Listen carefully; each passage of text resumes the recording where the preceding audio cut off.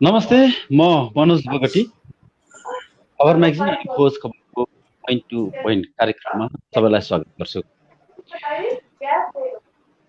राजनीतिक अन्योलतामा छ, माहौल शङ्कास्पद छ। अहिलेको समय भनेको लगभग सबै राजनीतिक दलहरूको आफ्नो आफ्नो बयानहरू अघि आइसकेको छ, जसको कारणले गर्दा अन्तर्विरोध शङ्का प्रश्न उठाइरहेको स्थिति, मुद्दा एकातिर, राजनीतिक दलहरूको बयान एकातिर छ। यसले गर्दाखेरि जनतामा एक किसिमको जुन अन्योलता शङ्कास्पद जुन माहौल जुन अन्तर्विरोधको स्थिति बनेको छ, यसलाई केलाउनको निम्ति हामीले यो बहसको सिलसिला सुरु गरेका हौँ। हामीले केही दिनदेखि यो बहसलाई निरन्तर गरिरहेका छौँ, जसको उद्देश्य हो मौजूदा राजनीतिक स्थितिमा जुन अन्योलताहरू व्यापक छ, यसलाई केही सङ्लो बनाउन। आज हामीसित तमाम राजनीतिक चलखेलहरूलाई नजिकबाट हेरिरहनु भएका, केलाइरहनु भएका अनि राजनीतिसँग पनि उत्तिकै नजिकमा रहनुभएका केही व्यक्तित्वहरूलाई हामीले बोलाएका छौँ। सबैभन्दा पहिले हामीसँग हुनुहुन्छ जन आन्दोलन पार्टीका ब्युरो मेम्बर पनि हुनुहुन्छ अनि उहाँसँगै अधिवक्ता पनि हुनुहुन्छ अमर लामा दाजु। तपाईँलाई कार्यक्रममा स्वागत गर्छु। नमस्ते, हवस्, धन्यवाद। भारतीय गोर्खा परिषद अनि गोर्खाल्यान्ड राष्ट्रिय कमिटी दुईटामै संलग्न रहनुभएका र र साङ्गठनिक राजनीतिक दुईटै सङ्गठनमा सङ्गठन र गतिविधिहरू संलग्न रहनुभएका मुनिस तामाङ आज हामीसँग हुनुहुन्छ। उहाँलाई पनि म कार्यक्रममा स्वागत गर्छु। धन्यवाद। राजनीतिक दलसँग संलग्न भएर पनि त्यहाँका समस्याहरूको कारणले गर्दा राजनीतिक दलदेखि बाहिर रहनु भएर तर राजनीतिलाई उत्तिकै नजिकबाट केलाइरहनु भएका, आफूलाई क्याटलिस्ट भन्न रुचाउनुहुने, विश्लेषक भन्न रुचाउनुहुने, आलोचक भन्न रुचाउनुहुने दाजु बिबी बजगाई दाजु पनि हामीसँग हुनुहुन्छ। तपाईँलाई पनि कार्यक्रममा स्वागत गर्छु। नमस्कार सबैलाई।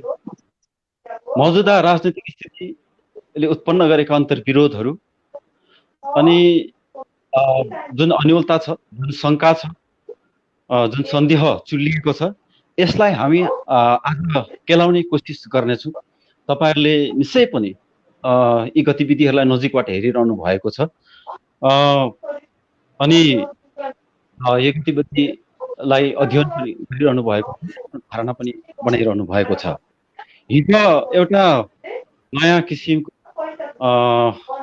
फेरबदल आयो राजनीतिक गतिविधिमा कि केन्द्रको गृह विभागका स्टेट सेन्ट्रल के अरे विभागबाट एउटा पत्र आयो, जुन पत्रको आशा सम्भवतः भारतभरिका गोर्खाहरूले गरेका थिएनन्। जुन किसिमको अघि त्योभन्दा यो चिठी आउनुभन्दा अघि जुन किसिमको बयानबाजी चलिरहेको त्योभन्दा एकदम ठिक विपरीत यो चिठी आएकोले गर्दा राजनीतिक शिविरमा यसले निकै फैला बैला पनि मचायो। अनि म नजिकबाट हेरिरहेको थिएँ, मैले याद गरिरहेको थिएँ, सबैले आफ्नो आफ्नो किसिमको प्रतिक्रियाहरू व्यक्त गरिरहेका थिए। त्यसमध्ये मनिष दाजुले पनि आफ्नो प्रतिक्रिया व्यक्त गर्नुभएको मैले सोसियल मिडियामा देख्न पाएँ। बिपी बजगाई दाजुले पनि व्यक्त गर्नुभयो, अमर दाजुले पनि हिजो आफ्नो विचार राख्नुभयो। यसकारणले गर्दाखेरि तपाईँहरूको यो मुद्दाप्रतिको गम्भीरता, तपाईँहरूको त्यो प्रतिक्रियाहरूले पनि झल्काएको कारणले आज हामी तपाईँहरूसँग कुराकानी गर्न गइरहेका छौँ। सबैभन्दा पहिला म मनिष दाजुसँग कुराकानी गर्न चाहन्छु। तपाईँको एउटा फेसबुक स्ट्याटस आयो, तपाईँले त्यहाँ खुलेर लेख्नुभयो, तपाईँले त्यहाँ गद्दार भन्ने शब्द पनि प्रयोग गर्नुभएको छ, धोका भन्ने शब्द पनि प्रयोग गर्नुभएको छ। लोकसभा चुनावमा तपाईँ भाजपा ले विजय गर्दाखेरि हानि हुँदैन भन्ने हिसाब किसिमको गतिविधिमा तपाईँको संलग्नता हामीले अनुभव गरेका थियौँ। अचानक आएर हिजोको पत्र देख्ने बित्तिकै तपाईँलाई यो गद्दार भनिहाल्नु पर्ने, धोका भनिहाल्नु पर्ने सोच किन उत्पन्न भयो होला? अलिकति त्यो बारेमा खुलाइदिनुहोस् मनिष दाजु।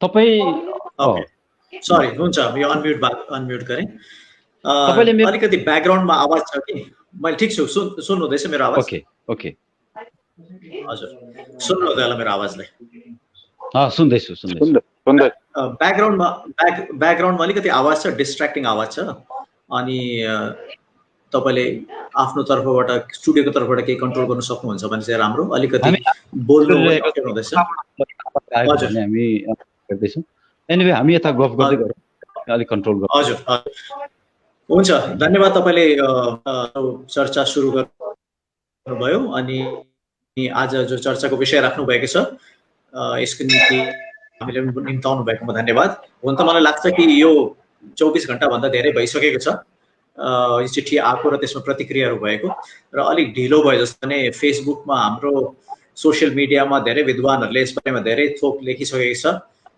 धेरै विश्लेषण गरिसकेको छ मैले पनि विश्लेषण धेरै कडी पाउँदैछु यसको बारेमा र त्यस पश्चात अब हामी जस्तो साधारण व्यक्तिहरूलाई भन्नुपर्ने सायद धेरै कुरो छैन पनि होला जस्तो मलाई लाग्छ तरै पनि अब केही यहाँ बोल्ने केही दुस्साहस गर्नेछु सबभन्दा पहिले तपाईँले जो सोध्नु भएको छ यो धोका भन्ने शब्द मैले किन प्रयोग गरेँ भनेर तपाईँलाई थाहा छ कि यो सबैको एउटा कडी छ यो चिठी आउनु यो 27 तारिकको चिठी हिजो सार्वजनिक हुनु त्योभन्दा पहिले 21 तारिककै हाम्रो साथीहरूले गएर होम मिनिस्टरलाई भेट्नु अनि होम मिनिस्टरलाई भेटे पश्चात उनीहरूले जे भने ती हुबहु पुरा भयो एजेन्डा चेन्ज भयो अनि उहाँले जे भन्नुभएको थियो उनले भन्नुभएको थियो एउटा चिठी आउँछ 15 भित्रमा त्यो चिठी आयो उहाँले भन्नुभएको थियो कि यो चिठीमा केवल एक विशेष पार्टीलाई मात्रै सम्बोधित गरिन्छ एउटा विशेष पार्टीलाई मात्रै सम्बोधित गरियो भन्नुभएको थियो त्यो साथीहरूले त्यो चिठी हुबहु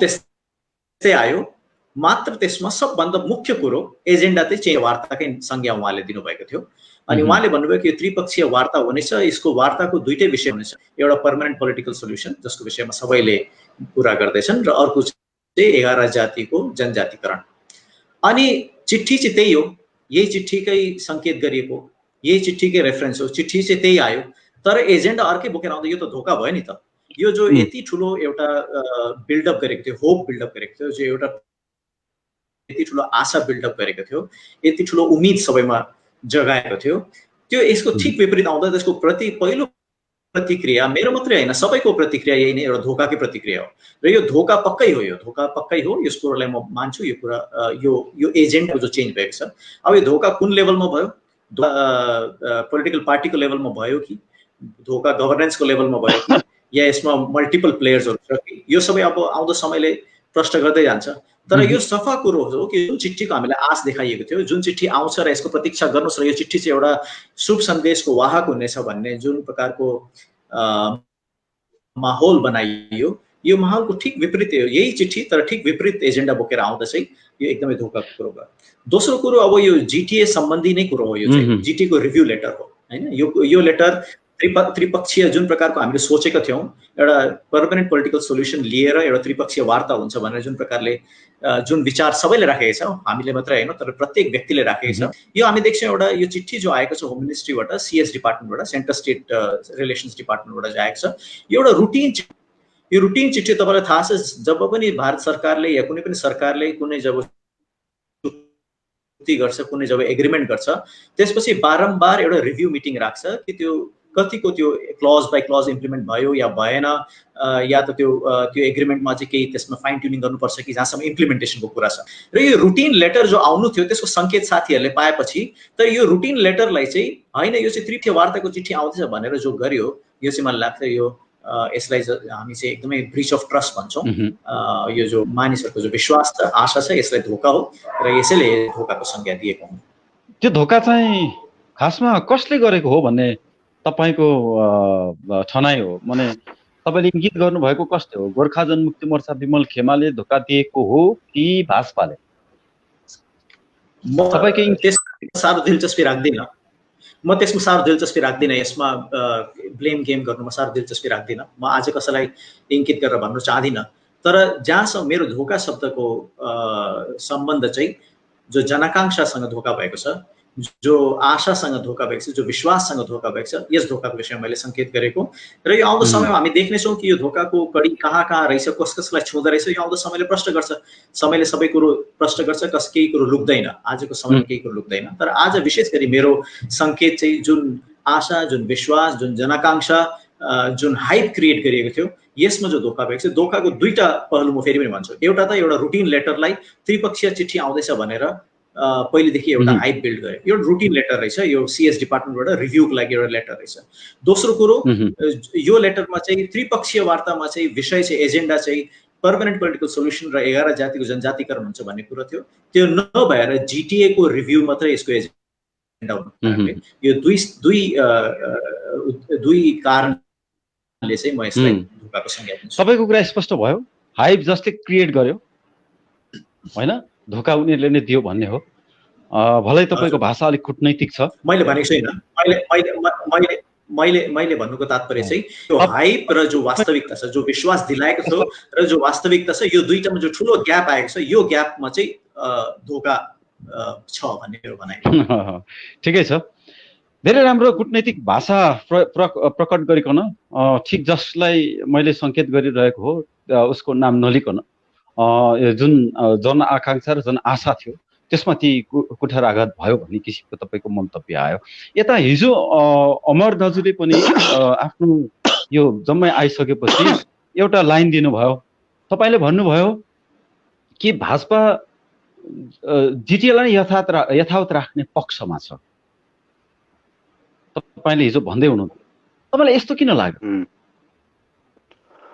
होइन, यो अब यस्तो छ कि हिजो चाहिँ अब त्यो चिठी पढेको बित्तिकै अब अलिकति एउटा रिफ्लेक्स गर्ने एउटा समय पनि लाग्छ है। मैले हिजो तपाईँहरूकै च्यानलबाट अलिकति रियाक्ट गरेको थिएँ, त्यसमा दुईटा कुरा भन्छु। एउटा कुरा चाहिँ जिटिए चेयरम्यान, अहिलेको बोर्ड अफ एडमिनिस्ट्रेसनको चेयरम्यान यो मिटिङमा जानु सक्दैन, उसको लोकस स्ट्यान्डर्ड रहँदैन। तर जनमुक्ति मोर्चालाई बोलाएको छ, तर कुन जनमुक्ति मोर्चालाई भन्ने। अब अहिले मुनिश भाइको कुरोलाई म एकदम पूर्ण रूपले समर्थन गर्दछु। तर यहाँ मजाको कुरा चाहिँ के छ भने, अन प्रिन्सिपल सैद्धान्तिक रूपमा भारतीय जनता पार्टीले दार्जिलिङको गोर्खाल्यान्ड क्षेत्रको जनतालाई एउटा धोका चाहिँ दियो सैद्धान्तिक रूपमा। तर आज मैले एकर्डलाई फेरि कर्सरली हेरेँ एकपल्ट फेरि कि, तर बडा इन्ट्रेस्टिङ कुरोहरू भेटेँ मैले यहाँ के।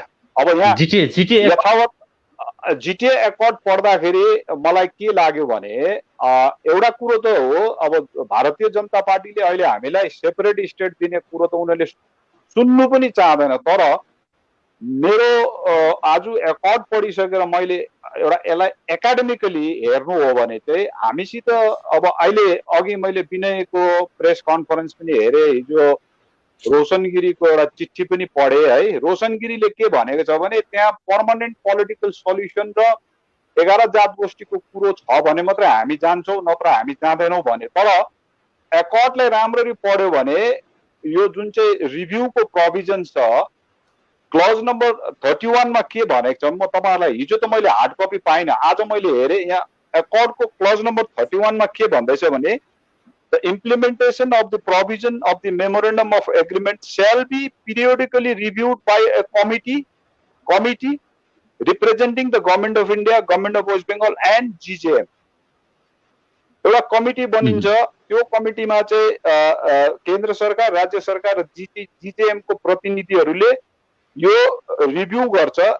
रिभ्यू चाहिँ इम्प्लिमेन्टेसन अफ प्रोभिजन एकर्डमा जुन जुन प्रोभिजन्सहरूको इम्प्लिमेन्टेसन ठिकसितले भएको छ कि छैन भनेर। अब त्यहाँ राजु विष्टको एउटा हाम्रो मेम्बर अफ पार्लियामेन्ट राजु विष्टको एउटा चिठी पनि हेरेँ मैले। त्यहाँ के भनेको थियो, उहाँले भन्थे कि तपाईहरुले यो पर्पोज अफ दिस मिटिङ तपाईले नबुझिकिन यसमा रियाक्ट गर्नु हुँदैन भन्दैछ। तर मलाई एकाडेमिकली हेर्दाखेरि आज राम्रोसितले एउटा राम्रो लयरको हातमा यो चिठी चाहिँ हमारा अथवा कसैले, म त जनमुक्ति मोर्चाकोले पनि त्यहाँ राम्रो लयर लगेर यो रिभ्यू मिटिङमा बस्नु पायो भने यो हामी टेबल टर्न गर्नु सक्ने पनि रहेछ। यो मैले एकर्डमा हेरेँ, किनभने एकर्डको प्रोभिजन क्लज नम्बर 1 मा 11 जात गोष्ठीको कुरो लेखेको छ है। अर्को कुरो प्रिएम्बलमा के भनेको छ भने जिजेएम while not dropping the demands for separate state of Gorkhaland territorial administration setup गर्नु सक्छ भनेर भनेको छ। त्यसको अर्थ के हो भने सैद्धान्तिक रूपमा बिजेपीले धोका दिए तापनि तर राम्रो एउटा लयरले त्यो यो रिभ्यू मिटिङमा पार्टिसिपेट गर्यो भने हामी यो टेबल टर्न गर्नु सक्छौँ बिजेपीलाई। किनभने यो एकर्डमा जति पनि लेखेको छ प्रोभिजन्सहरू 11 जात गोष्ठीलाई मान्यता दिने, ट्राइबलको मान्यता दिने अनि गोर्खाल्यान्डको डिमान्डलाई ड्रप नगरिकन गोर्खाल्यान्ड टेरिटोरियल एडमिनिस्ट्रेसन हामी सेटअप गर्छौँ भन्ने कुरोमा हामी फेरि गोर्खाल्यान्डको कुरा पनि त्यहाँ गर्नु सक्छौँ भनेर उनीहरूले हस्ताक्षर गरेको छ। त्यसले गर्दाखेरि हिजो रोशन गिरीले त्यहाँनिर अब हेर्नुहोस् है, मैले त हिजो नै मेरो एउटा शङ्का मैले जाहेर गरिहालेँ। यहाँ भारतको केन्द्र सरकारको गृह मन्त्रालयबाट यो चिठी आउनुमा कहीँ न कहीँ कतै न कतै कसैको कन्सेन्ट हुनुपर्छ।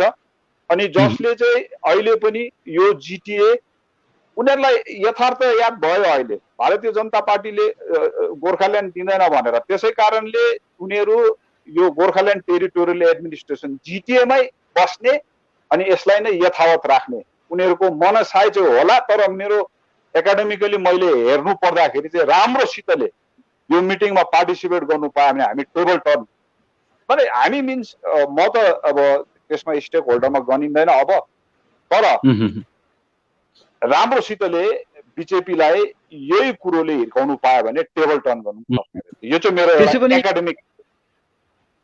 हजुर, त्यसै पनि यो सीएस डिपार्टमेन्ट चाहिँ यस्तै नयाँ राज्य बनाउने युटी सिउटी यस्तो नयाँ केही विषयवस्तु आयो भने त्यसको समीक्षा गर्ने, त्यसको वैधानिकतालाई हेर्ने, संवैधानिक पक्षहरू हेर्ने र त्यसलाई के गर्नु भन्ने हिसाबमा समीक्षा गर्ने ठाउँ पनि हो।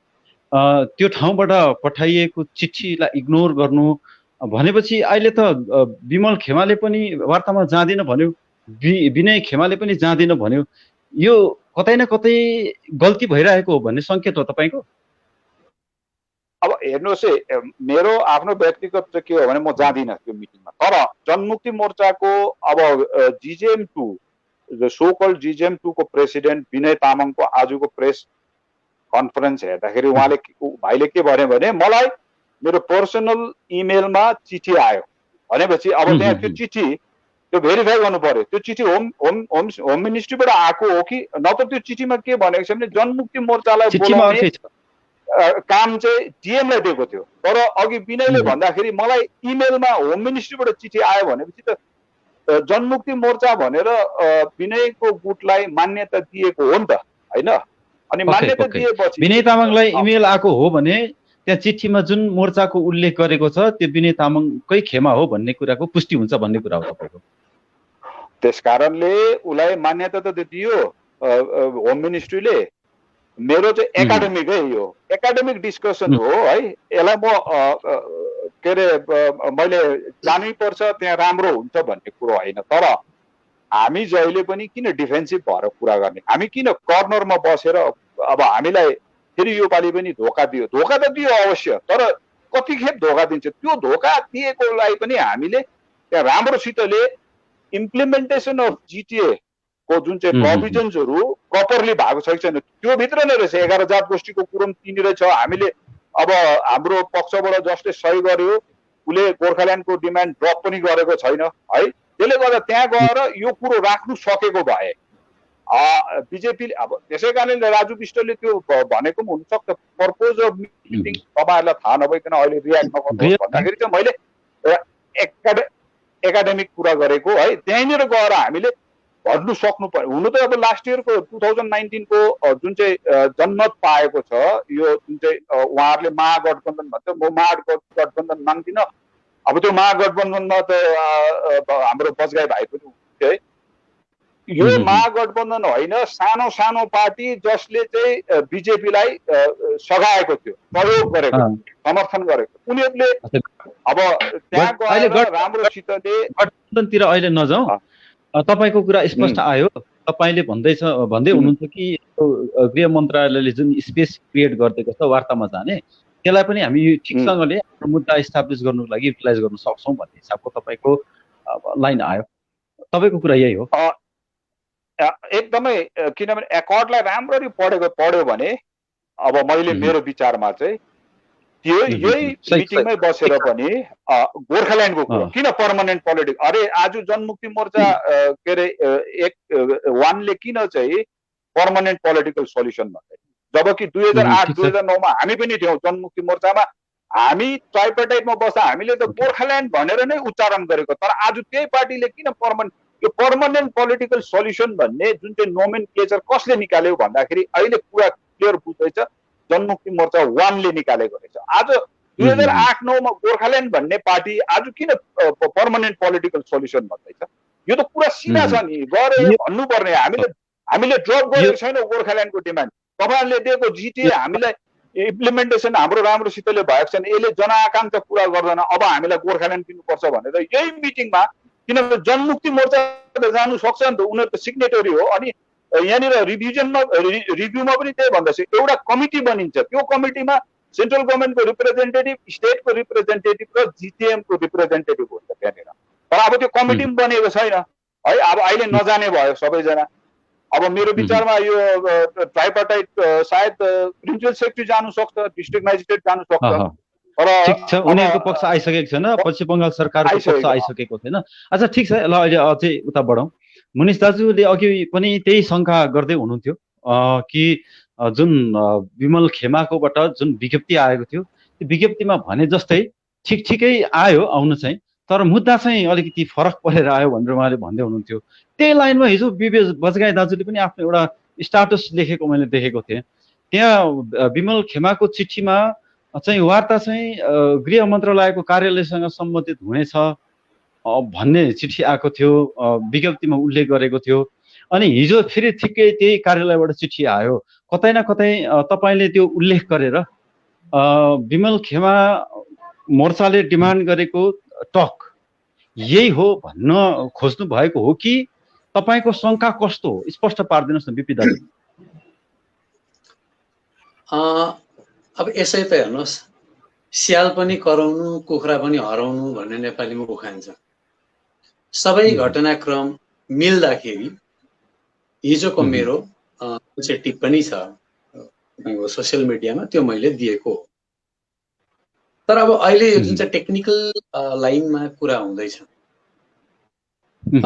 अमर दाजुले अहिले भर्खरै एउटा राम्रो कुरा गर्नुभयो कि यसको टेक्निकल कुराहरू हेर्दा चाहिँ गएर कुरा बुझाउन सकिन्छ, किनभने एकर्डमा त्यो कुराहरू पहिला रहेको छ, ठिकै उहाँको कुरा। तर आजको परिस्थितिलाई हेर्दा चाहिँ मलाई के लाग्छ, मेरो आफ्नो एउटा ओपिनियन भन्दाखेरि चाहिँ बोलाएको त एउटा पार्टीलाई छ, यहाँ गोर्खाल्यान्ड स्टेक होल्डरलाई बोलाएको छैन।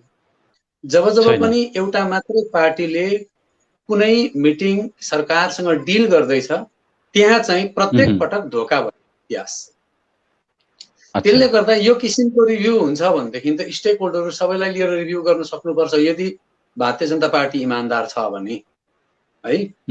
दोस्रो कुरो मैले नबुझेको टेक्निकल पक्षलाई नै म हेर्छु है। यो हिजो आएको चिठी मसँग छ, यहाँनिर यो जुन चाहिँ कपी टु पठाएको छ 5 नम्बरमा चाहिँ representative of the Gorkha Janmukti Morcha, त्यो पनि डिएम को थ्रुबाट रिसिपेन्टलाई दिनु भनेर पठाएको छ। अब गोर्खा जनमुक्ति मोर्चालाई दिनु त भन्यो। हिजो अस्ति हामी चुनावमा जाँदा एउटा समस्या भएको थियो, म तपाईलाई यो टेक्निकल कुरा भन्छु है, कि हामीले हाम्रो झन्डा र क्यान्डिडेटमा हाम्रो पार्टीको नाम प्रयोग गर्न पाउँछौँ कि पाउँदैनौँ। र यसमा एउटा रिट पिटिसन थियो तपाईको जलपाइगुडी सर्किट बेन्चमा, यो रिट पिटिसन 5027। र त्यति बेला हामीलाई यो 24/4/2019 को एउटा अर्डर मसँग छ है। र यसको पेज तपाईको 7 मा नै हामीलाई के भनेको छ भने दुवै स्पष्ट छ कि गोर्खा जनमुक्ति मोर्चा चाहिँ कुन हो, चुनावमा अस्ति दुवै खेमाले इन्डिपेन्डेन्ट लड्नु पर्छ, यति हामी जनमुक्ति मोर्चाको सपोर्ट हो भन्नु मात्रै पाउँछ। भन्नुको अर्थ अहिलेसम्म लिगल्ली विनय खेमा पर्फेक्ट हो कि विमल खेमा पर्फेक्ट हो भन्ने लिगल्ली कोर्टले त्यो पछाडि केही पनि दिएको छैन।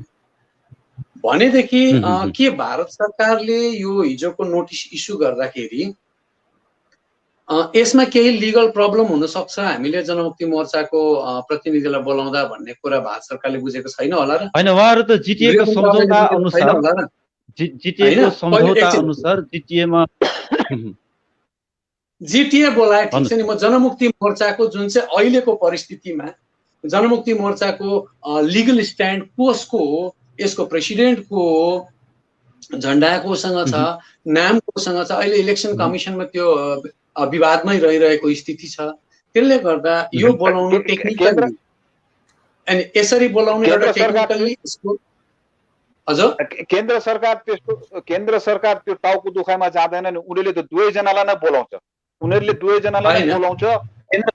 अदालतभन्दा माथि मान्दैछु म, अदालतभन्दा माथि गएर बोलायो केन्द्र सरकारले, अदालतभन्दा कोर्टभन्दा माथि गएर बोलायो है। यो एउटा मतलब टेक्निकल यसको कुरा हैन, ठिकै छ। अर्को कुरा हामीलाई म आफै गोर्खा जनमुक्ति मोर्चामा प्रवक्ता थिएँ है, म आफै गोर्खा जनमुक्ति मोर्चामा प्रवक्ता थिएँ, अहिले रहेको छुइनँ।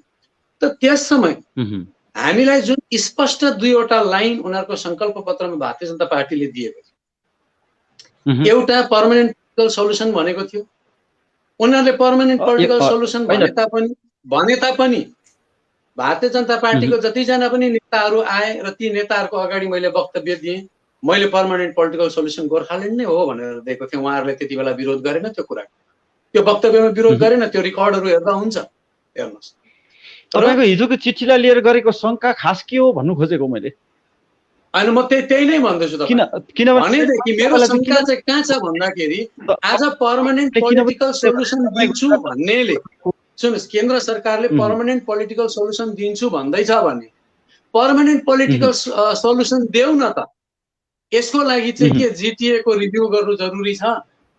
जसरी अघि एउटा इन्टरभ्यू विनय तामाङज्यूले पनि भन्दै हुनुहुन्थ्यो, मलाई त्यो कुरा कता कता ठिकै लाग्यो थियो। के भने कश्मीरको मामलामा, लद्दाखको मामलामा त तिमीले सिधै दिँदा सक्यौ त, हाम्रो मामलामा किन सक्दै?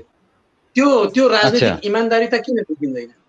हेर्नुहोस् है, तपाईले भाजपाको यही राजनीतिक इमानदारीतामाथि शंका गर्नु भएको हो। छोटो छोटोमा दाजु, अलिक छोटोमा होइन, सोधेपछि त बोल्न पाउनु पर्यो। र अहिले जस्तो एउटा कुरा उठ्यो, हाम्रो मुनिशज्यूले पनि भन्नुभयो कि यो रुटिन लेटर हुन सक्छ भन्ने एउटा आशंका, रुटिन लेटर है।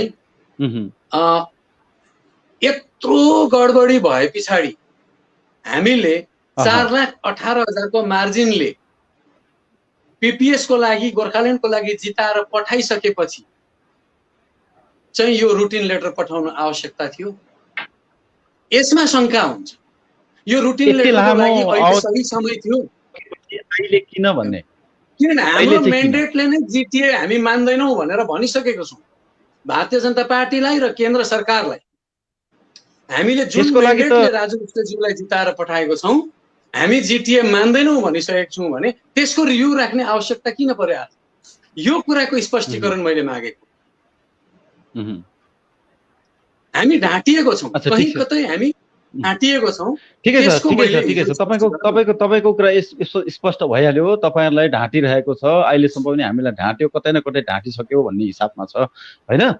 कुरा त त्यही हो। तपाईको अघि हाम्रो अमर दाजुले भन्दै हुनुहुन्थ्यो कि कतै न कतै यो जुन किसिमको वार्ताको डिमान्ड गरे उसको कन्सर्नमै जम्मै चिज भइरहेको हो कि भन्ने खालको उहाँले भन्दै हुनुहुन्थ्यो। मैले तपाईलाई गरेको क्वेसनको कारण किन चाहिँ प्रश्न गरेको भन्दाखेरि चाहिँ तपाईँ चाहिँ त्यो पार्टीमा हुनुहुन्थ्यो, त्यहाँ चाहिँ तपाईँलाई काम गर्नु नदिएको भनेर तपाईँ निस्किनु भयो। त्यहाँको आनी बानी तपाईँलाई थाहा छ, खासमा भित्रीय कुरा पनि तपाईँलाई थाहा भएर तपाईँ निस्किनु भएको हो कि भन्ने डाउट पनि हामीलाई छ। तपाईँले स्पष्ट कुरा त बताउनु भएको छैन हैन? विमल गुरुङलाई बचाइकन अरूलाई आरोप तपाईँ एउटा निस्किनु भएको कारणले तपाईँलाई मैले यो प्रश्न गर्दै थिएँ कि किन चाहिँ तपाईँको शंका तीव्र भएको, शंकाको कारण चाहिँ के हो, कुन कुन कुराले चाहिँ यो शंका गर्नुपर्ने बाध्यता बनायो भन्ने बारेमा मैले तपाईँलाई प्रश्न गरेको थिएँ। एनिवे, म यता मुनिश दाजुसँग जान्छु।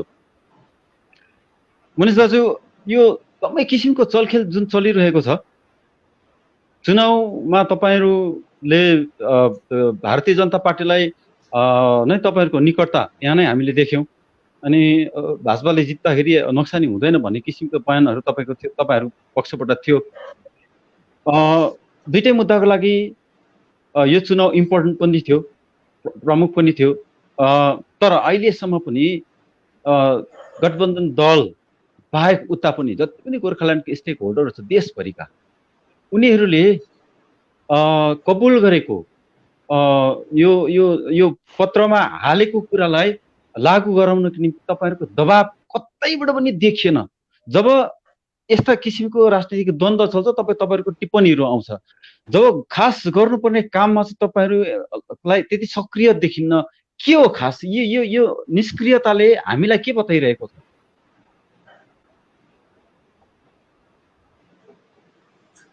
म तपाईसँग अलिकति डिफरेन्स फेरि जाहेर गर्न चाहन्छु। पहिलो कुरो त कुनै पनि मञ्चबाट बिजेपी अथवा कुनै पनि पार्टीको समर्थन गरिन, कहिले पनि गरिन। किनभने तपाईँलाई थाहा छ हामी जुन सङ्गठनमा छौँ हामी सबैसँग समान दूरत्व राखेर काम गर्छौँ, गोर्खा मुद्दाहरूमा काम गर्छौँ। अनि कुनै पोलिटिकल पार्टीको इलेक्टोरल पोलिटिक्समा हामी पार्टिसिपेट गर्दैनौँ। पोलिटिकल पार्टीसँग जरुर हाम्रो सरोकार रहन्छ किनभने हाम्रो मुद्दाहरू पोलिटिकल पनि हामीले बोकेका छौँ। तर कुनै पोलिटिकल पार्टीसँग इलेक्टोरल पोलिटिक्समा कुनै प्रकारको हस्तक्षेप या कुनै प्रकारको उनीसँग सम्बन्ध हामीले राख्दैनौँ। र भाजपा मात्रै होइन, कहीँ पनि सर्वभारत स्तरमै जहाँ जहाँ गोर्खा छ त्यहाँ भारतीय गोर्खा परिसङ्घको उपस्थिति रहे तापनि कुनै पनि पोलिटिकल पार्टीसँग रिजनल लेभलमा या नेसनल लेभलमा हामीले राखेको छैनौँ। यो त पहिलो कुरो म भन्न चाहन्छु। दोस्रो तपाईँले भन्नुलाई थाहा लाग्दैन सक्रियताको अर्थ कहाँ, किनभने खबर म्यागजिनमा पहिलोचोटि आउँदैछु र यसै कारणले सायद तपाईँलाई लाग्दै होला कि खबर म्यागजिनमा आउँदा मात्रै सक्रियता हुन्छ भनेर। तपाईँले अलिकति आफ्नो नजर घुमाएर हेर्नुभयो भने यहाँ हामीले भारतीय गोर्खा परिसङ्घले सुरुदेखि नै हामीले मेन्टेन गरेका छौँ र भारतीय गोर्खा परिसङ्घले म्यान्डेट केवल यो प्रस्तावित गोर्खाल्यान्ड क्षेत्रको मात्रै बोकेको छैन। तपाईँलाई यादै छ कि भारतीय गोर्खा परिसङ्घ एउटा सर्वभारतीय सङ्गठन हो र हामीले सबै ठाउँबाट म्यान्डेट बोकेर यही भनेको छौँ, सुरुदेखि नै अनवेभरिङ हामीले यही भनेको छौँ कि हामी चाहिँ सम्पूर्ण रीतिले गोर्खाल्यान्ड प्रति हामी प्रतिबद्ध छौँ, समर्पित छौँ। वास्तवमा यो पर्मानेन्ट पोलिटिकल सोल्युसन भन्ने जो शब्द आएको छ यसमा पोलिटिकल पार्टीहरू इन्भल्भ छ, हामी इन्भल्भ छैनौँ यसमा।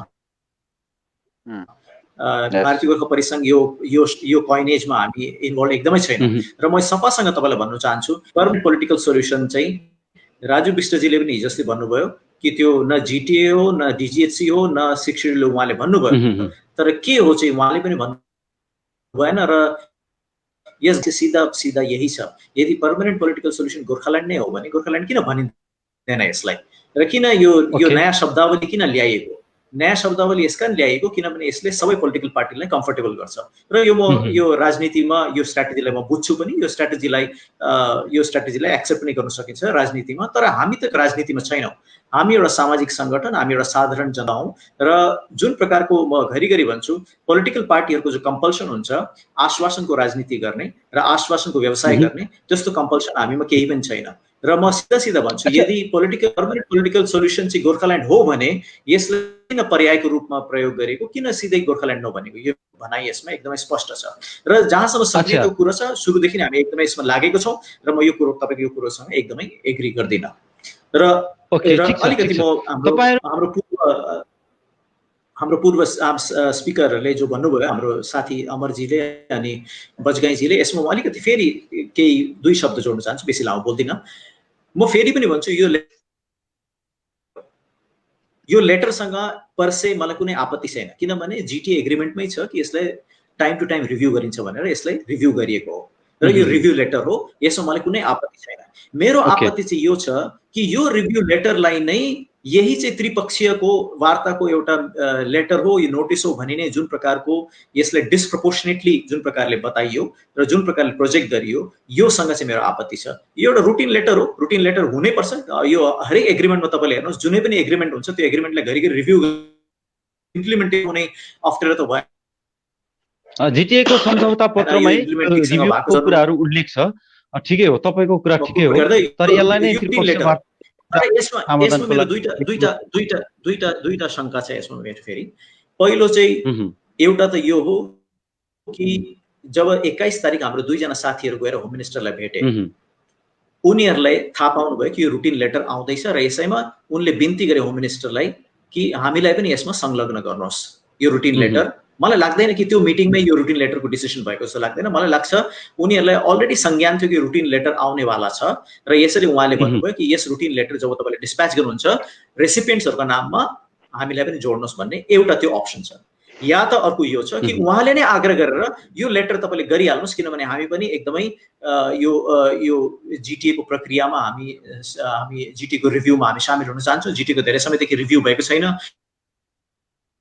जिटिएमा धेरै तकलिफहरू छ, जिटिएमा धेरै व्यवधानहरू छ र उनीहरूको आग्रहमा भएको र यो दुईटै परिस्थितिमा चाहे लेटर डिसाइड भएको समयमा उनले आग्रह गरेर हामीलाई पनि जोड्नुहोस् भनेको यो परिस्थिति होस् या उनीहरूकै आग्रहमा त्यो चिठी, तपाईको शंका यसले एउटा कुरा देखाउँछ कि यो दुई साथीहरू चाहिँ यो दुई शंकामै एउटा कुरा चाहिँ तपाईको शंका पनि सक्छ हजुर यो म तपाईँ सकिहाल्छ एक सेन्टेन्स सक्छु। यो दुईटै अप्सन भए तापनि यसको रिजल्ट चाहिँ एउटै छ। रिजल्ट चाहिँ यो छ कि कतिजना साथीहरू चाहिँ जिटिएको बातचितमा सामेल हुनुमा एकदमै व्याकुल भएको चाहिँ देखा पर्छ र यही व्याकुलता चाहिँ के कारण हो यसको यति व्याकुल हुने, यो चाहिँ एउटा शंकाको कुरो हो। ठिक छ, तपाईँको शंका जायज छ किनभने स्थिति नै त्यस्तो बनिएको छ तपाईँले। तर यो जम्मै शंकाहरू अन्तर्विरोधहरू दलहरू बीचको मनोमालिन्य हैन मुद्दाहरूको आफ्ना चुनावको लागि एक भएर आए पनि पछि चुनाव जितिसकेपछि आफ्नो आफ्नो मुद्दा उछाल्ने, संगठित नहुने, संगठित सामूहिक रणनीति नबनाउने, यो त दार्जिलिङको दलहरूको मात्रै कुरा भयो। मैले तपाईँलाई अघि प्रश्न गर्नु खोजेको चाहिँ के हो भने तपाईँहरू न कतै आफूलाई गोर्खाल्यान्डको कुनै पनि वार्ता हुन्छ त्यसको एउटा स्टेक होल्डर हो भन्ने तपाईँहरू पनि ठान्नुहुन्छ किनभने एनजिसी गोर्खाल्यान्ड राष्ट्रिय कमिटी नै तपाईँले बनाउनु भएको छ यही गोर्खाल्यान्डकै लागि भन्ने जुन चाहिँ छ। अनि भागवत त देशभरि होला, देशभरिका विभिन्न राज्यहरूमा आफ्नो राज्यको कुनै न कुनै इस्युजहरू हुन्छ, तपाईँले एड्रेस गर्नै पर्छ। सबै राज्यका गोर्खाहरूको एउटै मात्र एजेन्डा छुट्टै राज्य भन्ने हो हैन, जसले चाहिँ चिन्हारी बोकेको छ त्यसको लागि पनि तपाईँहरू सिरियस भएको तपाईँहरूको भागवतको कुराहरू मैले हेरेको छु, पढेको छु, देखेको छु। तर दार्जिलिङको गठबन्धन दलहरू मात्रैलाई स्टेक होल्डर मानेर अहिलेसम्म तपाईँहरू चुपो लाग्नु भएको हो कि खासमा तपाईँहरूको जिम्मेवारी देशभरिका स्टेक होल्डरहरूलाई सङ्गठित गरेर यो दबाब दिने काम गर्नुपर्ने थियो भन्ने चाहिँ मेरो हो। तपाईँले त्यो दबाब दिने काममा चाहिँ तपाईँहरू किन निष्क्रिय देखा पर्यो र यस्तो किसिमको यस्तो चिठी आउने आफ्नो राजनीतिक दलले चलखेल गर्ने किसिमको परिस्थिति निर्माण गर्न तपाईँले मौका दिनुहुन्छ किन भन्ने चाहिँ मेरो सवाल थियो मनिष दाजु। यसमा म यो भन्न चाहन्छु जहाँसम्म तपाईँले स्टेक होल्डरको कुरा गर्नुभयो यो एकदमै ठिक कुरा गर्नुभयो र हामी सबैजना यसमा सहमत छौँ इन्क्लुडिङ पोलिटिकल पार्टिज र पोलिटिकल पार्टीका नेतृत्वहरू कि स्टेक होल्डर सबैजना यसमा इन्भल्भ हुनुपर्छ र हामी जान्दछौँ स्टेक होल्डरहरू केवल पोलिटिकल पार्टीका मात्रै हुँदैन तर धेरै अरू स्टेक होल्डरहरू हुन्छ। यसमा कसैको दुई राय छैन। म स्वयं दार्जिलिङमा दुईटा अल पार्टी मिटिङमा म पार्टिसिपेट गरिसकेको छु र त्यसमा मैले हाम्रो तर्फबाट स्टेक होल्डर्सको तर्फ नन पोलिटिकल पार्टीको स्टेक होल्डर्सको तर्फबाट यो कुरा हामीले सफा राखेको छु, रेजोल्युसन पास तिब्बतमा पोलिटिकल पार्टीहरू आए जसमा निरज जिम्बा पनि एज एमएलए या एज बीजेपीको एमएलए उहाँ सामेल हुनुहुन्थ्यो। त्यहाँ मैले नै त्यस मिटिङलाई मोडरेट गरेको थिएँ। त्यहाँ पनि रेजोल्युसन मुभ भएको थियो कि पर्मानेन्ट पोलिटिकल सोल्युसन भनेको चाहिँ हामी गोर्खाल्यान्ड बुझ्छौँ भनेर त्यहाँ त्यो प्रथम अल पार्टी मिटिङ थियो आफ्टर इलेक्सन अप्रिल मेको इलेक्सन पछि। त्यसपछि एनजिसीले डिसेम्बरमा सिलिगुडीमा अल पार्टी मिटिङ फेकेको थियो जसमा एनजिसीको इनिसिएटिभमा पोलिटिकल पार्टीहरू आए पार्टिसिपेट गरेर त्यहाँ पनि हामीले त्यही रेजोल्युसन मुभ गर्यौँ कि पर्मानेन्ट पोलिटिकल सोल्युसनलाई हामी स्वागत गर्छौँ।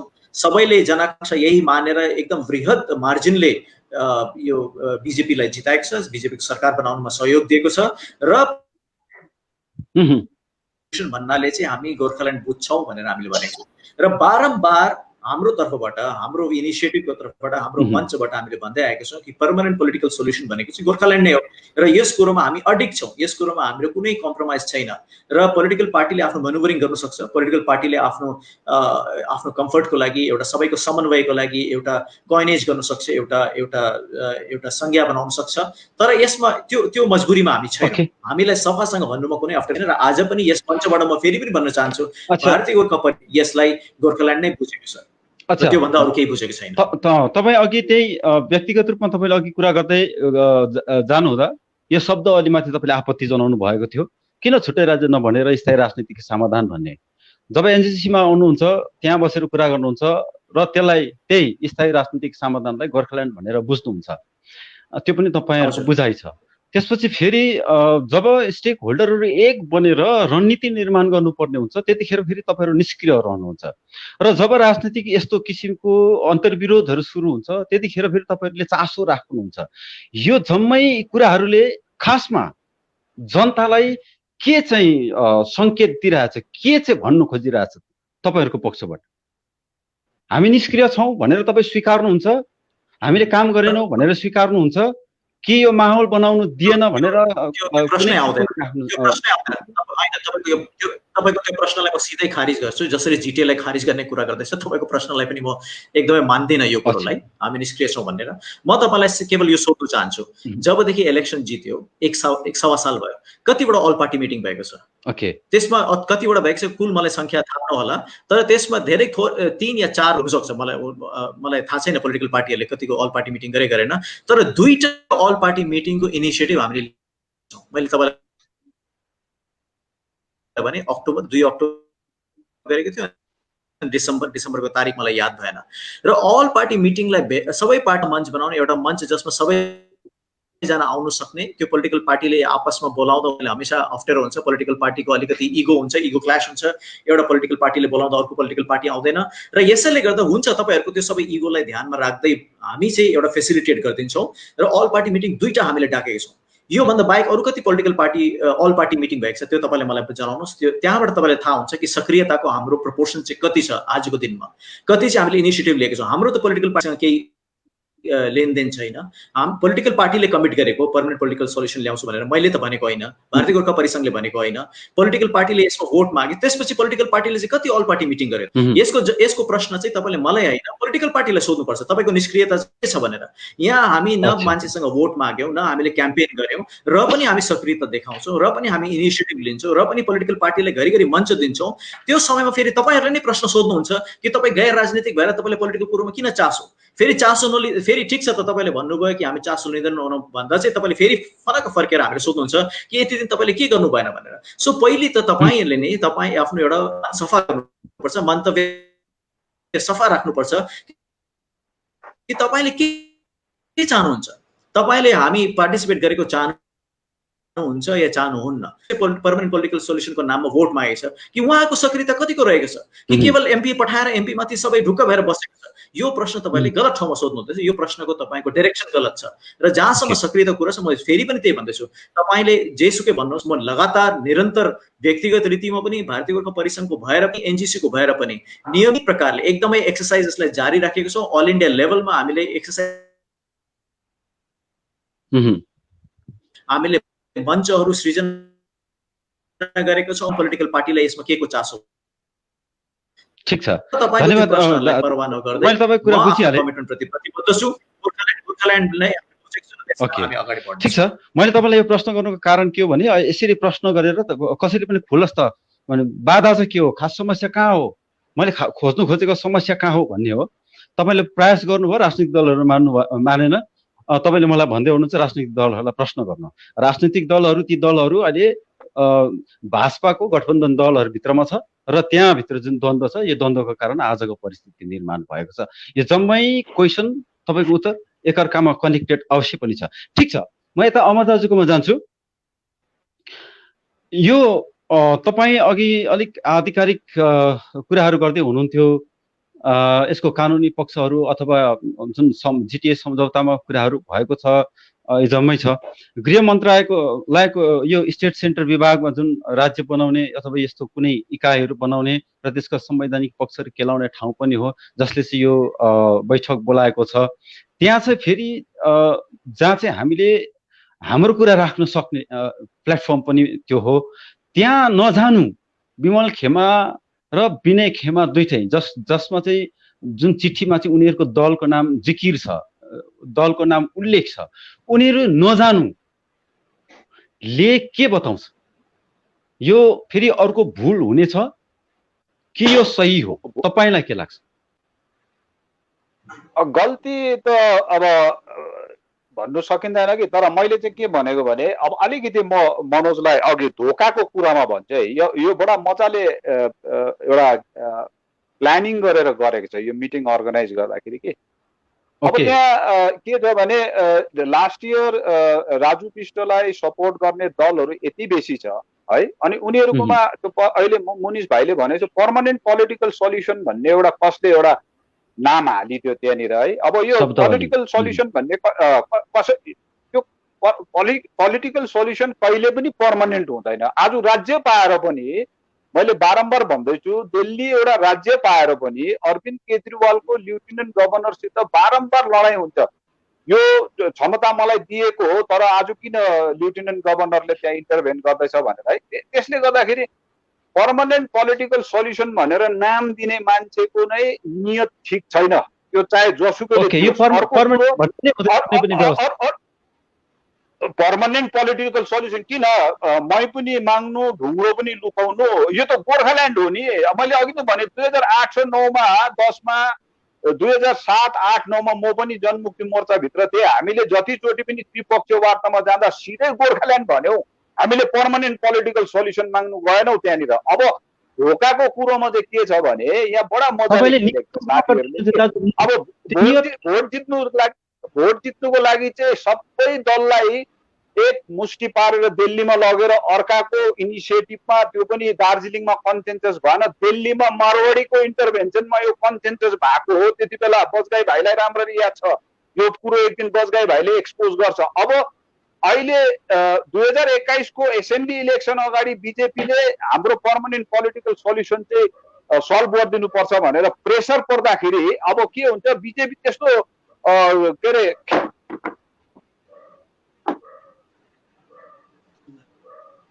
सरी है मेरो क्यामेरा झरेको भइहाल्छ त्यो।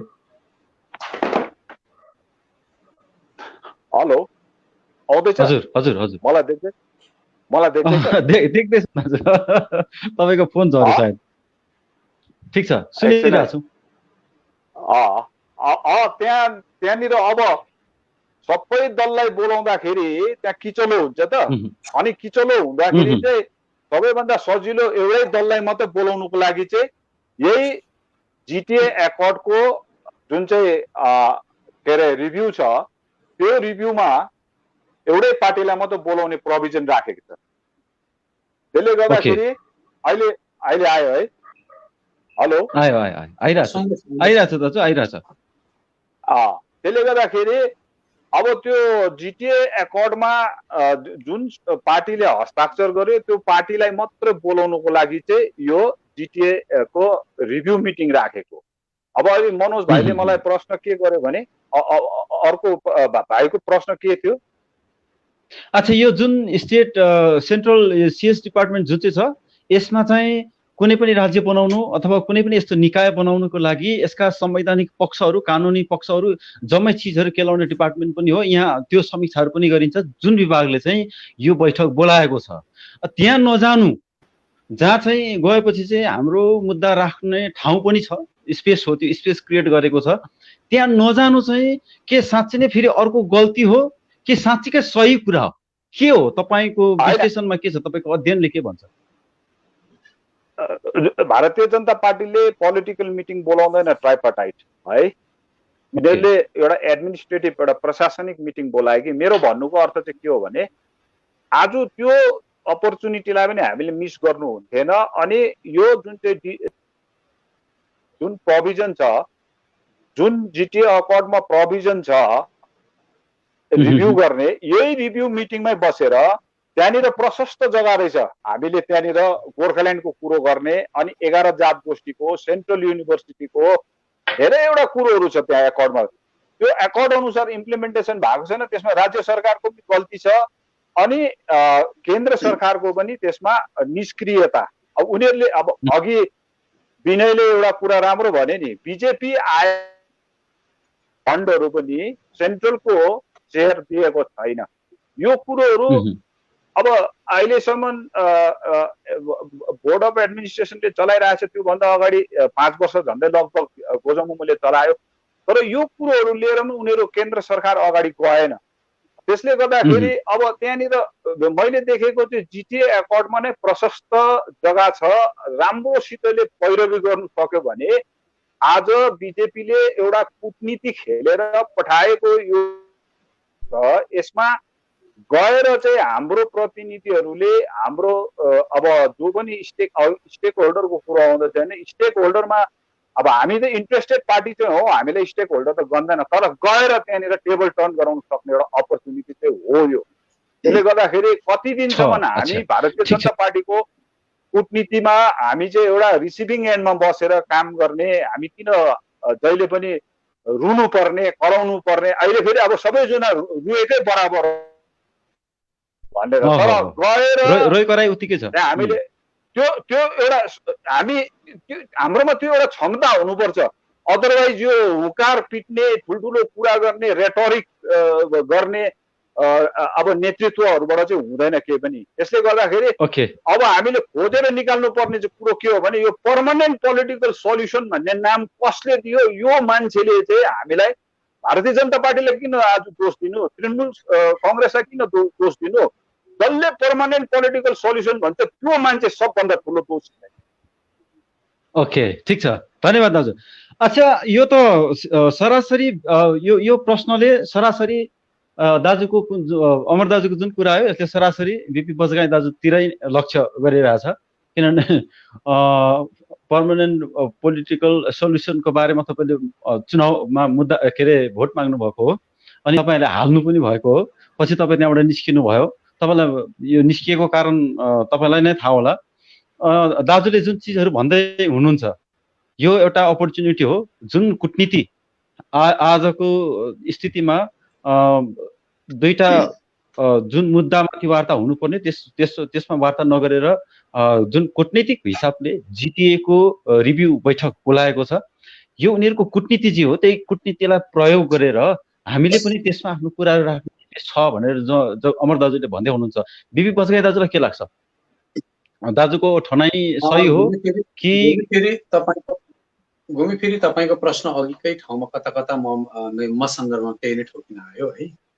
म अमर दाजुलाई एउटा आग्रह गर्छु, त्यो चाहिँ के भने तपाईँले चुनाव कालको भिडियोहरू हेर्नुभयो भने, भाषणहरूको भिडियो हेर्नुभयो भने, मेरो आफ्नो भाषणमा त मैले गोर्खाल्यान्ड नै भनेको छु है, तर धेरैजनाले पर्मानेन्ट पोलिटिकल सल्युसन हाल्ने चाहिँ हामी हो भनेर पनि भाषण भनेको छ। तपाईँले खोज्नु पर्दैन, भिडियो हेर्नुहोस्, तपाईँले पाइहाल्नुहुन्छ। म अहिले यहाँ नाम लिन चाहदिनँ, भनेको छ, भन्नेले भनेको छ है। रह्यो अर्को कुरा, यो तपाईँको जुन चाहिँ प्रश्न छ यो कूटनैतिक हो त भन्ने, मैले 2017कै आन्दोलन कालमा एउटा अन्तर्वार्ता दिएको थिएँ रेडियोलाई। त्यो अन्तर्वार्तामा मैले भनेको थिएँ कि हामीले केवल पोलिटिकल टेबलमा मात्रै हाम्रो लडाइँ लड्दैछौँ, हामीले लडाइँ लड्नुपर्ने चाहिँ कूटनैतिक टेबलमा पनि हो भनेर। किनभने पोलिटिसियनहरू त हेर्नुहोस्, आउँछन् 5 वर्षमा जान्छन्, तर ब्युरोक्रेटहरू त सधैँ बस्छन्। उनीहरूलाई कुरा बुझाउन सक्यो भने उनीहरूले पोलिटिसियनलाई कुरा राम्रो बुझाउन सक्छन्। हामीहरूले त बुझाउनु पर्ने थुप्रै कुराहरू छ। त्यसले गर्दा मैले बारम्बार पार्टीमा पनि यो कुरा राखेको कि हामीले दुई धार भएर काम गर्नुपर्छ होला, एउटा पोलिटिकल टक गर्ने, एउटा डिप्लोमेटिक टेबलमा यात्रा गरिरहने भन्ने। अहिले भर्खर मनिष दाजुसँगको तपाईँको बातचितमा पनि एउटा कुरा के आएको थियो नि, मनिष दाजुले हामीले 2वटा अल पार्टी मिटिङ गऱ्यौँ, अरू कसले गरेको कुरा, त्यो प्रश्न मलाई पनि लाग्छ, किन त्यति बेला म पोलिटिक्समै थिएँ होइन।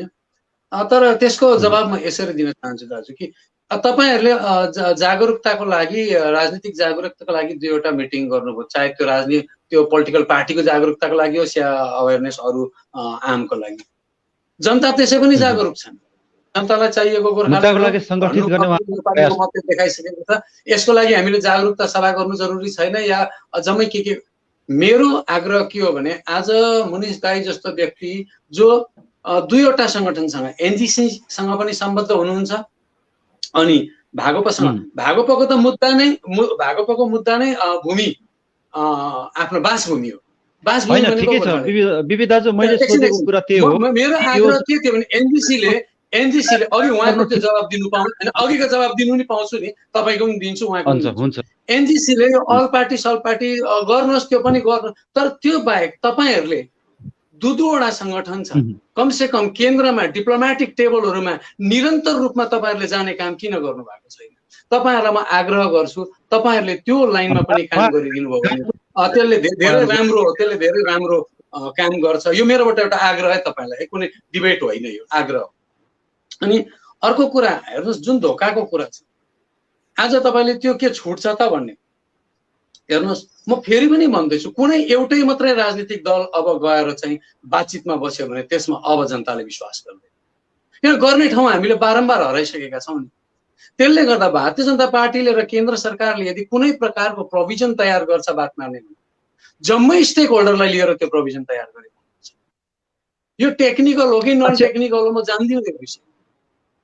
किन भन्दाखेरि जहाँसम्म राजनीतिक इमान्दारिताको कुरा छ, आज 15वटा हामीले 3टा MP दिउँ, 15 वर्षदेखि सघायौँ, 3 टर्म सघायौँ भन्ने गोर्खा जनमुक्ति मोर्चा 1 को अडान छ।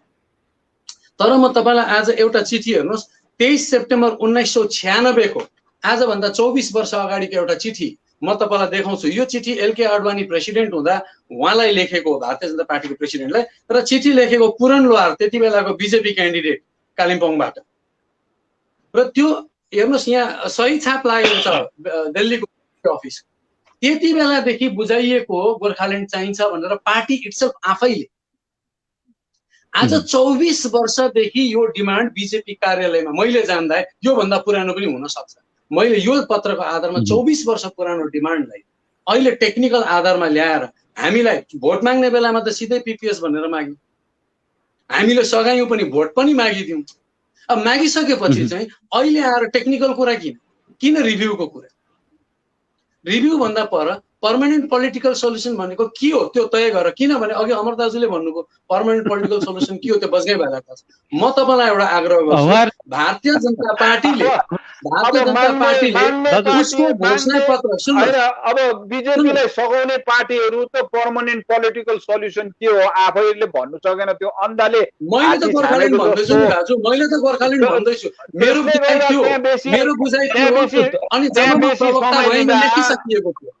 बीजेपीले पार्टीहरूले त्यहाँ समय बेसी लिँदाखेरि बीजेपीले आज यो के अरे GTA को रिभ्यूको मिटिङ राख्यो। तर भारतीय जनता पार्टीले आफ्नो राजनीतिक इमान्दारिता देखाउने समय आयो हो। अहिले दार्जिलिङमा जुन विवाद तयार भएको छ यो चिठीलाई लिएर, हुनसक्छ भोलि गृह मन्त्रालयले यो कुराहरूलाई बुझेर, यसको संवेदनशीलतालाई बुझेर सबै स्टेक होल्डरलाई बोलाउने कुनै प्रोभिजन अर्को केही तय गर्छ होला। त्यो भोलिको च्याप्टरलाई छोडिदिउँ। त्यसमा म कहिले पनि एजम्सनमा कुरा गर्न चाहदिनँ। ब्ल्याक एन्ड व्हाइटमा जुन कुरा देख्दाखेरि अहिलेसम्म जे पनि देखिएको छ कि यो मैले हिजो पनि जुन प्रश्नहरू गरेको थिएँ कि हामीले जुन भारतीय जनता पार्टीको लागि भोट माग्यौँ, जुन पर्मानेन्ट पोलिटिकल सोल्युसनमा जुन विश्वासले राजु विष्टज्यूले अन्तिम 18 तारिकको भोटमा चौरस्तामा जुन चाहिँ अन्तिम भाषण थियो जिम्बाज्यूको इलेक्सन, त्यति बेला त उहाँले PPS भनेको गोर्खाल्यान्ड हो नै भनेर भन्नुभएको छ। हैन, ठिकै छ, त्यो त भनेको छ। भनेदेखि आज हामीले जुन आकांक्षाको लागि भोट दियौँ त्यो आकांक्षा चाहिँ यो रिभिजनको लागि हो त हैन? यो रिभिजन आउनुभन्दा पहिलाको तपाईँले ड्रामालाई हेर्नुहोस्। सबभन्दा पहिला त तपाईँले घटनाको चुरलाई बुझ्नु। चुरलाई एकछिन अमर दाजु म अलिकति बोल्न पाऊँ है। घटनाको चुरोलाई बुझ्नुहोस्।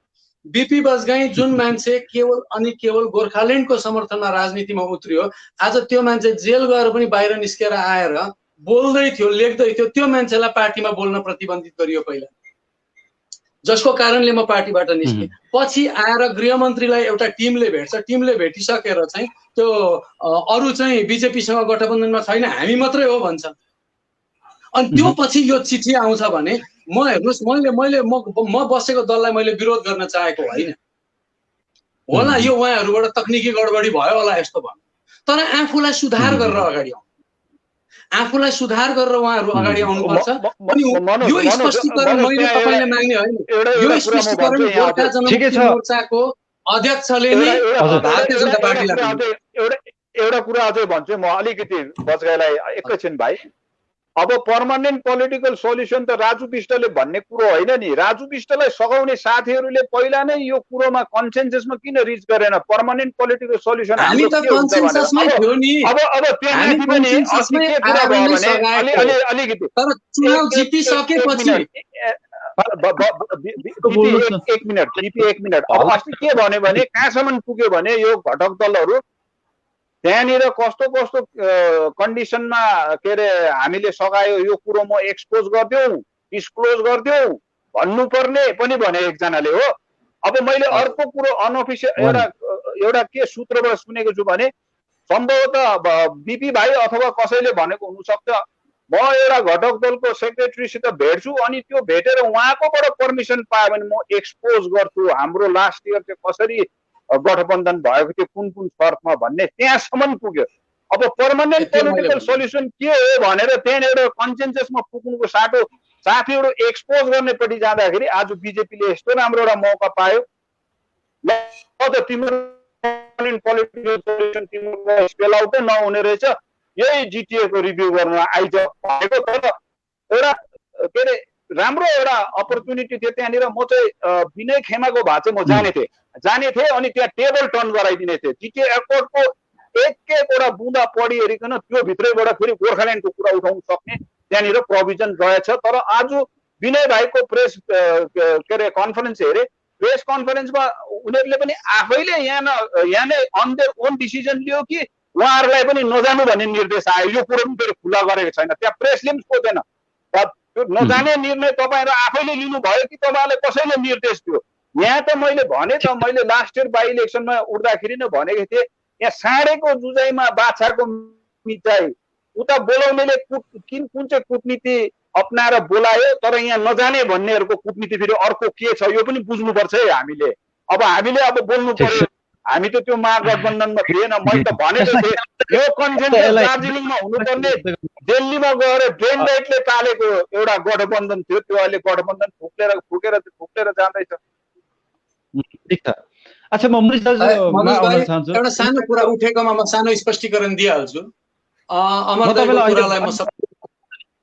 कुरालाई म सपोर्ट गर्छु कि एउटा विवादमा केमा सम्झौता गरेको भनौँ भन्ने विधायक जिम्बाज्यूले भन्नुभएको थियो। हाम्रो जो 6 शेड्युलमा भएको भन्नुभएको थियो। तर म आफूलाई स्पष्टीकरण दिएको होइन तर म क्लियर गर्न चाहन्छु त्यति बेलाको विवाद मसँग भएको थियो अनि मैले स्पष्ट भनेको थिएँ हाम्रो पिपिएस भनेको चाहिँ गोर्खाल्यान्ड हो भनेर। तर जब जिम्बाज्यूले त्यसो भन्दा चाहिँ जिम्बाज्यूहरू गठबन्धन गर्दा त बिपी बजगाई थिएन नि। गठबन्धन भएर राजु विष्टज्यूले टिकट पाइसकेर पो म प्रवक्ता भएको हो त। हेर्नुहोस् है त्यसले गर्दा जिम्बाज्यूले त्यति भनिसकेर पनि अब त्यो सिन त मलाई थाहा छैन नि केमा मतलब उनीहरूको सम्झौता भएको थियो। त्यसको जवाब चाहिँ मेरै पार्टीको शीर्ष नेताहरूले नदिँदाखेरि मैले रिजाइन गर्नुको थुप्रै कारणहरू मध्ये एउटा कारण यो पनि त हो। त्यसले गर्दा शङ्काको जुन कुरा गर्दैछु हेर्नुहोस् है मैले कसैलाई नराम्रो भन्नु छैन। उहाँहरूले राम्रै गर्दै होला। भोलि होम मिनिस्ट्रीले यसको अर्कै प्रकारको एउटा स्टेप पनि लिएला त्यो भोलिको गर्भमा छ त्यो म भन्न चाहदिनँ। तर जहाँसम्म गडबडी भयो यो गडबडीलाई मिलाएर सबैजनालाई एक हुनु आजको आवश्यकता हो पहिलो कुरो।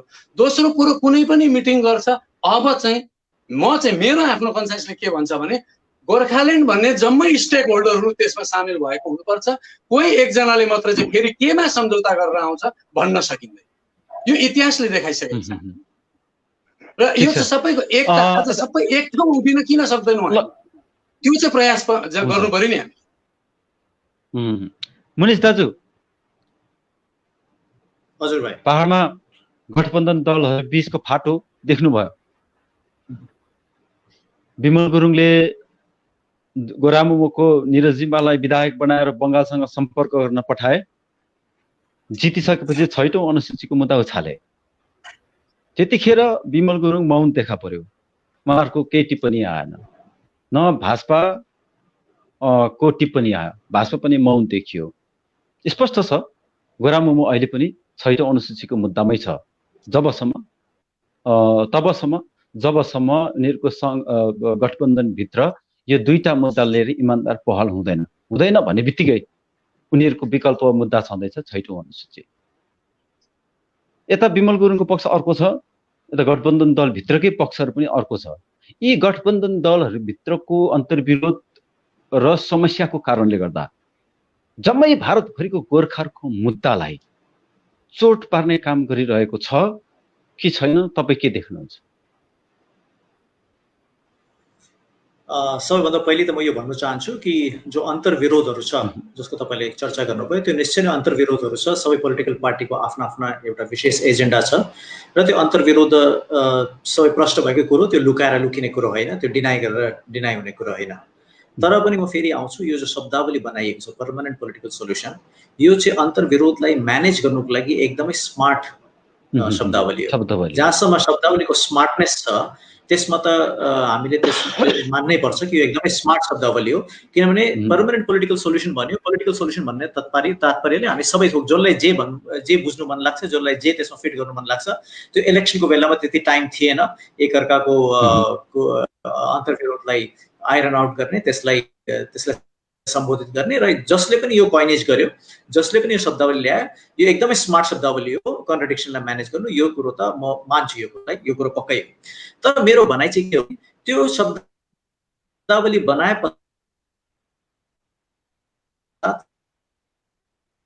शब्दावलीको कारणले सबैजना एकसाथ आउने सुविधा भएपछि अहिलेसम्म पर्मानेन्ट पोलिटिकल सोल्युसन चाहिँ के हो भन्ने एउटा दिशा दिनु नसक्नु चाहिँ यो गठबन्धनको सबैभन्दा ठुलो फेलियर भएको छ। पोलिटिकल पार्टीहरूको सबभन्दा ठुलो फेलियर यो भएको छ। त्यो समयमा इलेक्सनको बेलामा पर्मानेन्ट पोलिटिकल सोल्युसन त्यो स्मार्ट काम थियो, त्यो राम्रो काम थियो, किन त्यति बेला छिटो आउनु थियो, सबैलाई एकसाथ आउनु थियो। तर त्यसको सवा साल बित्दा पनि अहिलेसम्म त्यसलाई चाहिँ के हो, त्यो आफ्नै शब्दावलीलाई अर्थ दिनु, आफ्नै शब्दावलीलाई त्यसलाई विस्तारपूर्वक बताउन नसक्नु चाहिँ यो उनीहरूको फेलियर हो। यसमा कुनै दुई राय छैन। र जहाँसम्म यो तपाईँले भन्नुभयो कि विश्वासघात भएको छ, एउटै पार्टीलाई बोलाइएको छ भने जो कुरो अहिलेसम्म प्यानलमा डिस्कस हुँदै थियो, यसमा म फेरि पनि फर्केर जान चाहन्छु। यो एउटा रुटिन लेटर हो जो जिटिए को रिभ्यूको लागि सरकारले त्यसमा जतिजना स्टेक होल्डर थिए त्यस एग्रिमेन्टमा उनीहरूलाई बोलाएको, र यसैले अरू पोलिटिकल पार्टीले हामीले किन बोलाएन भन्ने त्यसमा आपत्ति मानिरहनु छैन। किनभने अरू पोलिटिकल पार्टी चाहिँ पर्मानेन्ट पोलिटिकल सोल्युसनको ट्राइपार्टाइटको स्टेक होल्डर्स हुन्।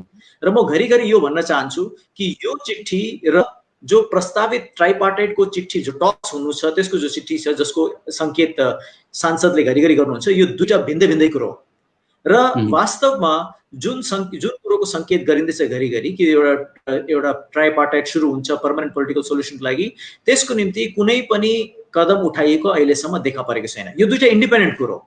यो चिठी जो आज यो चलिआएको एउटा प्रथा जिटिएलाई रिभ्यू गर्ने एउटा कुरो, नयाँ प्रथा जन्माउनुको लागि हामी सबैले जन्म दिएका छौँ। त्यो जन्माउने प्रक्रिया न स्टेक होल्डर्सले पर्मानेन्ट पोलिटिकल सोल्युसन के हो त्यसको आफैले परिभाषित गर्न सकेको छ। र यसैले मलाई लाग्छ कि सांसदले जो भन्नुहुँदैछ एउटा आउँछ भन्ने, म उनलाई बेनिफिट अफ डाउट दिन चाहन्छु र म मान्नु चाहन्छु कि यो चिठीको उनले अर्कै कुरोको उनले संकेत गरेको त्यो आउँछ भन्नुहुँदैछ। तर कहिले चाहिँ आउने हो, त्यस प्रक्रिया के हो, त्यसको रोडम्याप के हो, पोलिटिकल पार्टी स्टेक होल्डर्सहरूलाई यसमा थाहा छ कि छैन? सबभन्दा मुख्य कुरो प्राइमेरी पोलिटिकल पार्टीहरूले एउटा पर्मानेन्ट पोलिटिकल सोल्युसन ल्याए। यसैले पोलिटिकल पार्टीहरूले यसमा के गरेको छ, यसलाई परिभाषित गरेको छ कि छैन? के तपाईँहरू टक्समा जाने हो भने तपाईँहरूको तर्फबाट के छ गभर्मेन्टलाई प्रपोजल? पर्मानेन्ट पोलिटिकल सोल्युसन भनेको हाम्रोबाट यो हो, र त्यस पश्चात टक्स हुने। टक्स अर्थ नै यो हो कि टक्स मतलब हो तपाईँको दृष्टिकोण र सरकारको दृष्टिकोण एक छैन, र त टक्स हो। यदि एउटै दृष्टिकोण हो भने त कुनै टक्स आवश्यकतै, सरकारले तपाईँको कुरा बुझेको छ र त्यही दिने हो भने त्यसमा टक्स कुनै आवश्यकता छैन। टक्सको अहिले गएर बुझाउनु कि हामीले बुझेको चाहिँ पर्मानेन्ट पोलिटिकल सोल्युसन यो, जसमा सरकारले भन्छ हुन्छ हामीले बुझेको चाहिँ यो, त्यसमा टक गर्छ। स्टेक होल्डर्स बोलाइन भन्ने जो कुरा छ त्यो अननेटेड कुरा हो। र यहाँ अमर दाजुको जो अप्टिमिजम छ त्यसलाई म धेरै सराहना गर्छु, तर अलिकति त्यससँग डिसएग्री गर्छु। उहाँले जो भन्नुभयो कि पोलिटिकल पार्टी त्यसमा गएर टेबल्स टर्न गर्न सक्छ भनेर, म त्यो उहाँको अप्टिमिजम हो, उनको क्षमतामा, उनको आफ्नो यो क्षमतामाथि उनको कन्फिडेन्स हो। तर यो प्योरली जो एग्रिमेन्ट भएको छ त्यही क्लजहरूलाई रिभ्यू गर्नुको लागि, र कतिको त्यो एग्रिमेन्ट इम्प्लिमेन्ट भयो भएन त्यसमा जरुर उहाँले भन्नुभएको जस्तो जो कुरो इम्प्लिमेन्ट भएन, जस्तो सेन्ट्रल युनिभर्सिटी भएन, या 11 जनजातिको कुरा भएन, या डिपार्टमेन्ट्सहरू ट्रान्सफर भएन, त्यो कुरो निश्चय त्यसमा राख्न सक्छ। र त्यसलाई सुधार्न सक्छ। तर जिटिएलाई गोर्खाल्यान्डमा अपग्रेड गर्नुको लागि यो होइन, कतै पनि होइन। र कुनै पनि प्रकारले जिटिएलाई अझै सुधार्ने, जिटिएलाई अपग्रेड गर्ने र यसबाट पर्मानेन्ट पोलिटिकल सोल्युसनको निदान निकाल्ने यो मिटिङ कतै पनि होइन। यो त्यो पुरानो जिटिए चलिआएको कुरोलाई मान्यता दिँदै र यसैको यथार्थलाई बुझ्दै सरकारले अगाडि बढेको हो। तर फेरि मेरो प्रश्न त्यही आउँछ फर्केर, किन चाहिँ कुनै खास विशेष पोलिटिकल पार्टीहरू चाहिँ जिटिएको यथार्थलाई फेरि पनि अझै त्यसमा जोड दिनुको लागि यस पार्टीमा सम्मिलित हुने उत्तेजित किन भएको, त्यो चाहिँ मेरो अझै पनि प्रश्न। अच्छा मनिष दाजु, यो जिटिए को रिभ्यू मिटिङमा जिटिए ठिक छैन, जनताले जिटिएले जनआकांक्षा पूरा गर्दैन भनेर भ्यालिड रिजन राख्ने ठाउँ पनि त हो यो।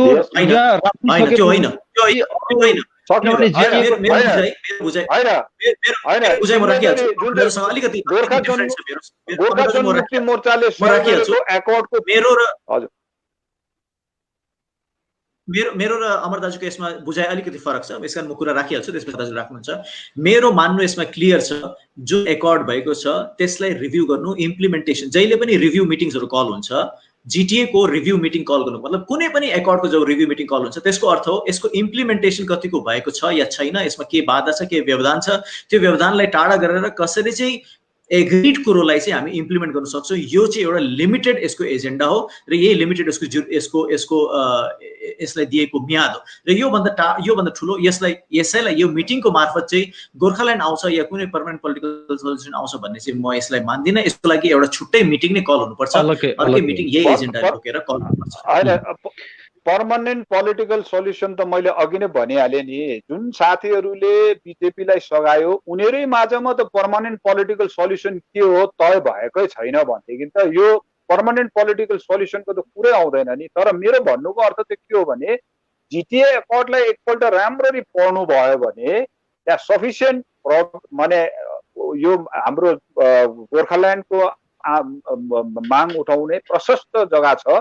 अनि तर त्यसको लागि चाहिँ अब राम्रो किसिमको अब त्यहाँ वार्तामा जाँदाखेरि अब बेटल अफ विट्स हुन्छ, त्यहाँनिर राम्रोसितले तर्क राख्नु सक्यो भने हामीले टेबल टर्न गर्नु सक्ने एउटा अपर्च्युनिटी हो यो। किनभने पर्मानेन्ट पोलिटिकल सोल्युसनको लागि ट्राइपार्टाइट मिटिङ बिजेपीले यतिखेर बोलाउँदैन, 2021 अगाडि कहिले पनि बोलाउँदैन बङ्गालको चुनाव हेरेर।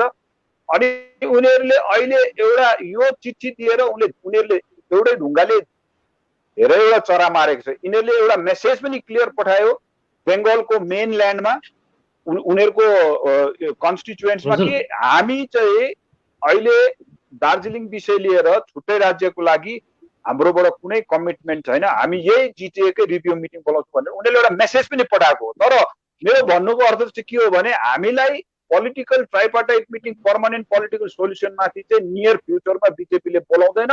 तर त्यो यो एउटा मौकालाई नै हामीले एज अ पोलिटिकल पार्टी गइरिकन त्यहाँनिर पोलिटिकली यो कुरो राख्न सक्यो भने चाहिँ यसमै एउटा केही गोर्खाल्यान्डको कुरो अगाडि बढाउन सक्ने एउटा अपर्च्युनिटी निकाल्नु पर्यो नि। अपर्च्युनिटी दिँदैन हामीलाई भारतीय जनता पार्टीले त भने त मैले क्षेत्रीयवादमै पुऱ्याएर लान्छ, हामीलाई अपर्च्युनिटी दिँदैन, तर हामीले नै निकाल्नुपर्छ अपर्च्युनिटी भन्ने चाहिँ मेरो राय। ठिकै हो मनोज, मलाई अमर दाजुको कुरा चाहिँ यो सम्झौतामा राखिएको स्पेसबाट उहाँले कुरा गर्दै हुनुहुन्छ, किनभने यो सम्झौतामा त्यस्तै कुरा छ, रिभ्यू गर्न सकिन्छ किनभने गोर्खाल्यान्डलाई ड्रप गरिएको छैन। अनि यसलाई जिटिए ठिक छैन भनेर भ्यालिड रिजन राख्नुको लागि यो बैठक अनिवार्य पनि छ। त्यसपछि फर्दर हाम्रो डिमान्ड चाहिँ यो तिमीहरूको जिटिए रिभ्यू होइन, हामी जिटिएको रिभ्यू गर्न चाहँदैनौँ, बैठक बोलाउँछ भने सम्पूर्ण स्टेक होल्डरलाई स्थायी राजनीतिक समाधानको लागि नै बोलाउनु पर्छ भनेर जानुपर्ने ठाउँ पनि यही हो कि जस्तो चाहिँ अमर दाजुको कुरा हो जस्तो मलाई लाग्यो। एजेन्डा अहिले एजेन्डामा अब त्यो उनीहरूको स्ट्रक्चर त्यो केही लेखेको छैन त्यहाँनिर के हुनु त। त्यो अब त्यहाँ गएपछि अब होम सेक्रेटरीको जोइन्ट सेक्रेटरीको बस्छ होला, अब उनीहरूको कुरो त राख्छ नि, तर हाम्रो पक्षबाट कुरा राख्नु सकिन्थ्यो।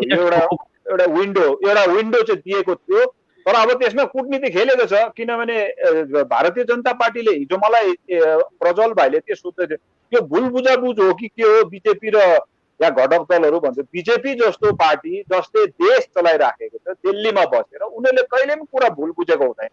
हाम्रो नाडी छामेको, तर कहिलेसम्म चाहिँ हामी नाडी छाम्नु दिने? हामी पनि अब त त्यो क्षमता भएको हुनु पर्यो नि राजनीतिक पार्टीहरू। अब त धेरैवटा कुरो अनुभवले पनि सिक्नु पर्यो नि। अब गएर त्यही टेबलमा बसेर उनीहरूकै उनीहरूले बोलेको मिटिङमा हामीले पनि उनीहरूलाई एउटा कर्नरमा पार्नु सक्ने एउटा अपर्च्युनिटी। अच्छा ठिक छ, अब हाम्रो समय धेरै गइसकेको छ। म अब दुईवटा मात्रै प्रश्न तपाईँहरूसँग राख्छु। एउटा म प्रश्न राख्न चाहन्छु, यो सबैलाई हो, सबैले यसमाथि उत्तर दिनु होला। भाजपा छुट्टै राज्यको पक्षमा छैन भन्ने बारेमा अमर दाजुको कुरा पनि आइसक्यो, अनि वार्ता पनि त्यसरी उनीहरूको इन्ट्रेस्टमा बोलाउँदैन। यस्तै उनीहरूको प्रक्रिया जे हो, पहिला जिटिएको सम्झौता भयो, त्यहाँ चिजहरू उल्लेख छ, त्यो प्रक्रियाबाट जाने कुरा छ, जे होस्। अर्को कुरा के छ भने 2021 को चुनाव आउँदैछ, जसमा भारतको 3वटा सिट, दार्जिलिङको 3वटा सिट छ, अथवा वरिपरिको अरू सिटहरू पनि छ। जुन सिटहरू भन्दा सबैभन्दा इम्पोर्टेन्ट कुरा चाहिँ बङ्गालको सत्ता चाहिँ भाजपाको लागि हो। गोर्खाल्यान्ड भन्ने बित्तिकै एउटा बङ्गाल विभाजनकारी मुद्दा भइहाल्यो। यो शब्द बङ्गालमा जाने बित्तिकै बङ्गाल विभाजन गर्ने मुद्दा हो भनेर इस्टाब्लिस गरिएको छ। त्यसकारणले स्थायी राजनीतिक समाधान भन्ने बित्तिकै यो त्यहाँबाट पनि बाँच्यो भाजपा।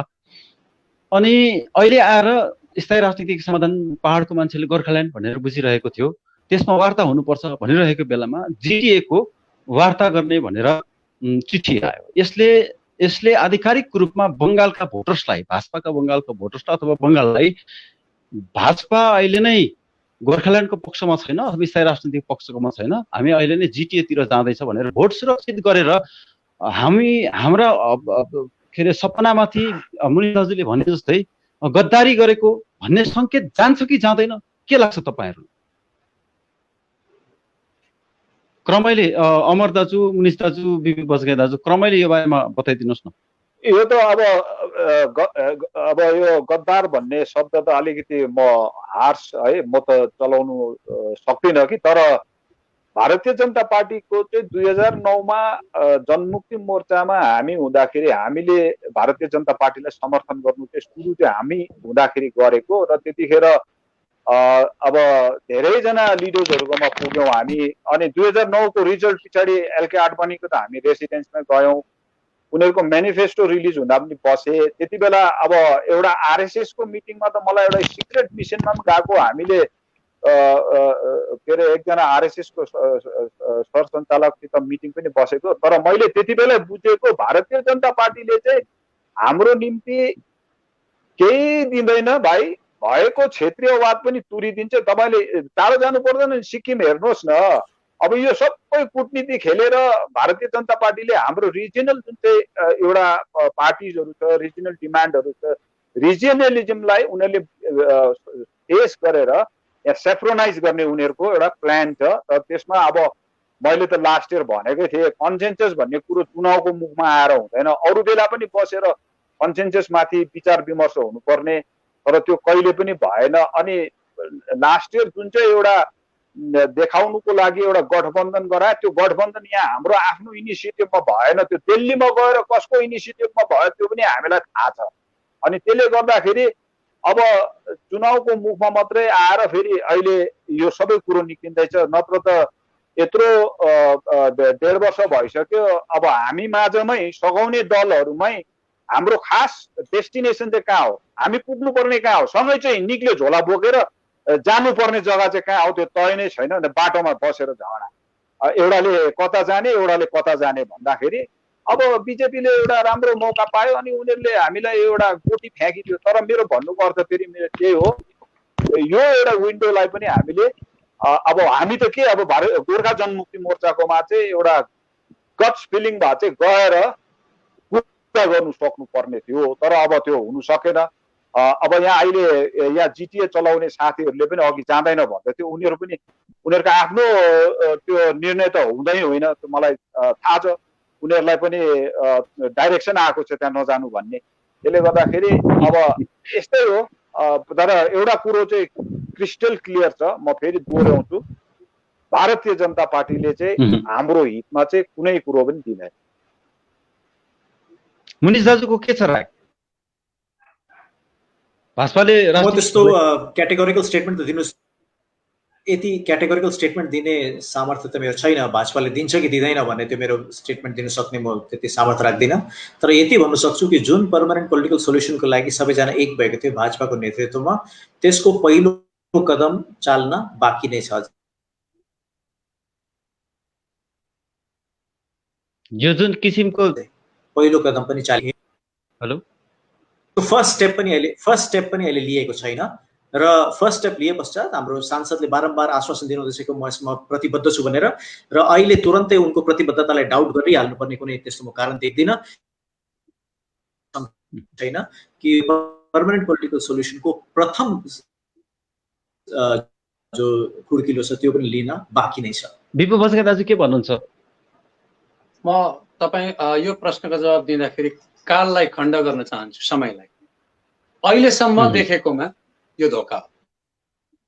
भोलि के हुन्छ या भोलि के स्टेप लिन्छ भारतीय जनता पार्टीले या केन्द्र सरकारले, त्यो गर्वमा छ। तर अहिलेसम्म जे देखिएको छ, मैले अघि नै भनिहालेँ, 24 वर्ष अगाडिदेखि भारतीय जनता पार्टीलाई थाहा छ आफ्नै पार्टीको माध्यमबाट हामी के चाहन्छौँ भन्ने। र अहिले आएर 24 वर्ष पछाडि पनि यो किसिमको पत्रहरू निक्लिनु, हामीले यसको लागि दिएको थिएनौँ म्यान्डेट, हामी यसको लागि भोट माग्न हिँडेका थिएनौँ। हेर्नुहोस्, यो धोका हो, अहिलेसम्मको स्थितिमा धोका हो।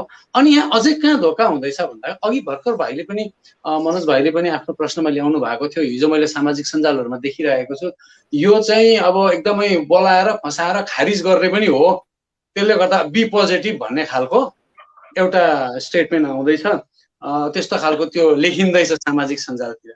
यो तपाईँलाई म जिटिए एक्ट जुन 2011 छ त्यसको 69 मा भ्यालिडेसन माथि लेखेको छ, no act or proceeding of the Gorkhan territorial administration shall be deemed to be invalid merely by reason of existence of any vacancy in the Gorkhan territorial administration sabha or any defeat or irregularity in the constitution thereof लेखेको छ। अनि जुन चरित्रको सभा बोलाइएको छ यो review भनेर, त्यसले गर्दा जुन किसिमको कुरा मतलब सामाजिक सञ्जालमा आउँदैछ आफूलाई ढाकछोप गर्नको लागि, त्यो पनि एउटा धोका नै हो। त्यस्तो केही हुनेवाला छैन। त्यसले गर्दा अहिलेसम्मको परिस्थिति चाहिँ हामीले धोका खाएको छौँ।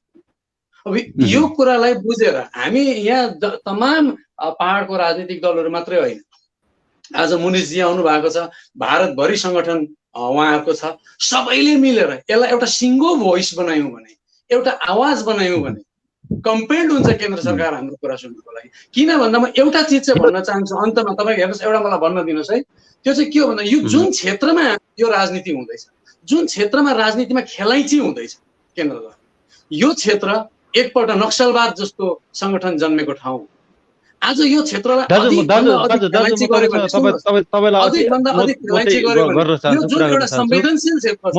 यसले भोलि कुनै पनि स्वरूप एकछिन लिन सक्छ। ठिक छ, लोकसभा चुनावमा चाहिँ भाजपालाई बङ्गालमा समस्या थिएन, त्यसकारण स्थायी राजनीतिक समाधान र 11 जातलाई जनजातिको मुद्दा बनाएर चुनाव जित्नुको लागि एजेन्डा पर्याप्त थियो। यसपालि त बङ्गाल भाजपामा आउनु छ, किनभने यो विधानसभा चुनाव हो। विधानसभा चुनावमा चाहिँ मुद्दा भन्ने बित्तिकै हार छ। त्यसकारणले गर्दाखेरि रिभ्यूको मिटिङ कल गरेर बङ्गालमा एउटा मेसेज गएन, हामी भाजपा चाहिँ म त्यही कारण त धोका हो भन्दैछु, यो आइवास हो त, त्यही कारणले त म यसलाई धोका हो, म स्पष्ट भन्दैछु नि त। मेरो शब्द त अहिलेसम्मको परिस्थितिमा धोका हो भनेर म त स्पष्ट भने होइन त। किनभने उनीहरूले बङ्गालको चुनावलाई हेर्ने, त्यसो हो भन्दा आज चुनाव जित्न अगाडि यो स्थिति छ, भोलि चुनाव जितिसकेपछि हाम्रो स्थिति के हुन्छ? यो भन्दा खराब हुन्छ त। त्यसले गर्दा हामीले आज नै डाउटफुल किन एकबद्ध भएर यो कुरामा आउन सक्दैन, म यसको लागि आह्वान पनि गर्छु। अच्छा, धन्यवाद। अब अन्तिम प्रश्न मात्रै गर्न चाहन्छु म सबैजनालाई कि यो जुन स्थिति बन्यो यसले भोलिको सङ्कटलाई निम्त्याएको हो कि सङ्केत गरेको हो कि भन्ने पनि छ। सबै राजनीतिक दलहरूको आफ्नो आफ्नो चलखेलहरू भइरहेको पनि हामीले देखिरहेको छौँ, चाहे त्यो भाजपा होस्, चाहे विमल खेमा होस्, होइन, गठबन्धनको दलहरू होस् अथवा के अरे विनय खेमाहरू होस्, सबैले आफ्नो आफ्नो राय मतहरू अगाडि ल्याइसकेपछि जुन एक प्रकारको सिनेरियो बनियो, स्थायी राजनीतिक समाधानको वार्ता हुने बेलामा अचानक जिटिएको जुन आयो, यसले त अत्यन्तै बेसी अन्तर्विरोधहरू जन्मायो कि भोलि के हुने हो भनेर शङ्का उत्पन्न हुन थाल्यो। दलहरू बीच पनि शङ्का एकअर्कामा व्यापक रूपमा उठ्न थालिहाल्यो। अनि त्यसै पनि विमल गुरुङको पक्ष अथवा भाजपामाथि पनि शङ्काहरू उठ्न थाल्यो। यो जम्मै चिजहरूलाई सम्बोधन गर्ने किसिमले र यो भोलि फेरि अर्को धोकाको निम्ति हुँदै गरेको चलखेलहरूलाई रोकिकन अगाडि जाने बाटो अब के हुन सक्छ मुनिश दाजु? यसको एउटै तरिका छ। एउटा त सबभन्दा पहिले जति पार्टीहरू मिलेर यो पर्मानेन्ट पोलिटिकल सोल्युसन भन्ने शब्दावली जसले सृजना गर्यो, आपसमा पर्मानेन्ट पोलिटिकल सोल्युसन के हो यसको कन्सेन्सस हुनु एकदमै जरुरी छ। किनभने कुनै वार्तामा जानुभन्दा पहिले यदि आफ्नै गठबन्धनको स्वरहरू अनेक छ भने त्यो स्वरको अनेकताको फाइदा लाभ चाहिँ सरकारले नै उठाउँछ, त्यसलाई सबटाइज गर्न सक्छ। र सबैभन्दा पहिले कमसेकम एउटा न्यूनतम एउटा एग्रिमेन्ट, मिनिमम एग्रिमेन्ट चाहिँ हुनु पर्यो कि पर्मानेन्ट पोलिटिकल सोल्युसन भनेको चाहिँ यो हो, या कमसेकम पर्मानेन्ट पोलिटिकल सोल्युसन भनेको हुनुपर्छ यो सबै गठबन्धनका पार्टीहरूले। दोस्रो कुरो, जस्तो सबै यहाँ प्यानलिस्टहरूले आज भने, साथीहरूले भने, यसमा सबै स्टेक होल्डरहरू इन्भल्भ हुनुपर्छ। र स्टेक होल्डरको भन्नको तात्पर्य जतिजना गठबन्धनमा त्यति पोलिटिकल पार्टी मात्रै होइन, तर जतिजना यस गोर्खाल्यान्डको मुद्दासँग प्रभावित हुने र यसले यसमा आफैलाई संलग्न गर्ने व्यक्तिहरू छ। दुईटा पक्ष छ यसमा, एउटा त संलग्न हुनेहरू र अर्को चाहिँ प्रभावित हुनेहरू। ती सबै स्टेक होल्डर्सहरूलाई बराबर एन्गेज गर्नु जरुरी छ। र स्टेक होल्डर्स भन्नाले म सुरुदेखि भन्छु, एनजिसी मैले भने, भारतीय गोर्खा परिसङ्घमा पनि भन्छु, स्टेक होल्डर्स अर्थात् केवल गोर्खाल्यान्डलाई समर्थन गर्ने मात्रै होइन, तर गोर्खाल्यान्डसँग प्रभावित हुने जति पनि पार्टीहरू छन् र जति पनि समूहहरू छन् सबैसँग डायलग हुनु, सबैसँग बराबरको एउटा डायलग भन्नाले केवल वार्ता भनेको होइन, तर सबैसँग बराबरको एउटा टचमा रहने यो आवश्यकता एकदमै छ। चाहे त्यो पोलिटिकल पार्टी गोर्खाल्यान्डको फेभरमा होस् या नहोस्, उनीहरूलाई यसमा निरन्तर बाँध्न र यो कुनै निर्णयमा पुग्नुभन्दा पहिले यिनीहरू सबलाई एक निर्णयमा प्रतिबद्ध गराउन जरुरी छ। अन्यथा अगाडि गएर यही ताकतहरूले यसलाई सैबोटाज गर्नेछ। र मेरो भनाइ यसमा यही छ कि स्टेक होल्डर्सको पहिलो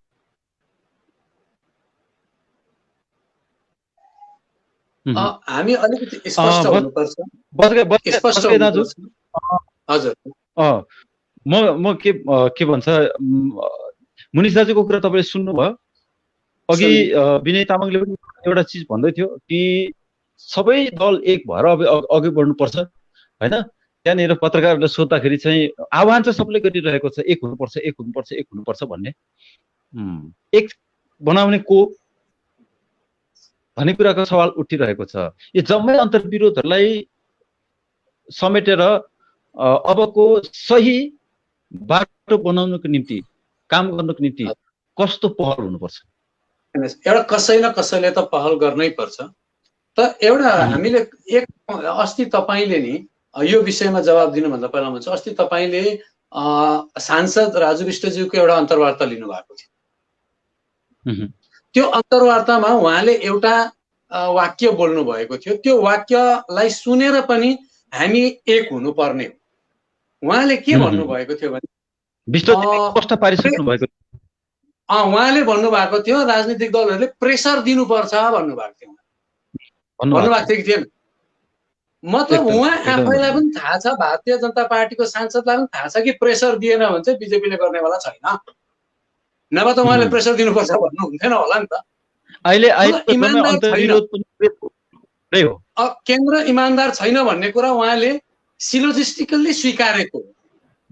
जब त्यो स्वीकार, मतलब सिलोजिस्टिक मिनिङको कुरा गरेको मैले, जब उहाँले त्यो स्वीकार गरिसकेपछि त हामी जसले गोर्खाल्यान्ड चाहन्छौँ हामीमा त डर पैदा हुनु पर्यो नि त। त्यो कुरा सुनिसकेपछि त तर हामी त कोही पनि डराएको जस्तो लाग्दैन। हेर्नुहोस् है, त्यसले गर्दाखेरि हामी अब कसै न कसैले त पहल गर्नै पर्यो। हेर्नुहोस्, कसै न कसैले पहल गर्नै पर्यो, कसै न कसैले बातचित गर्ने। अब अहिले बातचित गर्ने साधन अघि अमरजीले भने जस्तो छँदैछ होइन, टेलिफोन हुन्छ, यो भनेपछि गोर्खाले फेरि कुनै एउटा देवता ईश्वरको प्रतीक्षा गरेको हो। सबैजना एक हुन सक्दैनौँ है। यो हामीलाई फुटबल बनाएर ड्रिब्लिङ गर्ने काम चाहिँ चलि नै रहन्छ। पक्का। अमर दाजु, यो स्थितिमा गर्नुपर्ने खास काम, रणनीति के हुनुपर्ने? अब यो त मैले अघि नै भनिहालेँ नि, चुनावको छेकमा आएर एकताको कुरा गरेर चाहिँ राजनीतिक दलहरू कहिले पनि एक हुनु सक्दैन। त्यो चुनावमा आफ्नो आफ्नै त्यहाँनिर स्वार्थ हुन्छ कि। अब यहाँ मैले अघि नै भनिहालेँ, पहिला त क्षेत्रीयवाद जोगाउनु पर्छ। अनि एउटा कुरो राम्ररी याद गर्नुपर्छ, गोर्खाल्यान्ड चाहिँ पोलिटिकल डिमान्ड हो। पोलिटिकल पार्टीलाई नै सरकारले मान्यता दिन्छ, नन पोलिटिकल पार्टीलाई होइन। अनि यहाँ स्टेक होल्डरको अघि मुनिस भाइले भन्नुभएको जस्तो यहाँ अब स्टेक होल्डरमा पनि अब त्यसलाई डिफाइन गर्दाखेरि चाहिँ अब सरकारले स्टेक होल्डर कसलाई मान्छ, त्यही माथि बिजेपीले जसकोमा सपोर्ट बेस छ, जसले जनमत पाउँछ त्यो पार्टीलाई नै उनीहरूले मान्यता दिन्छ।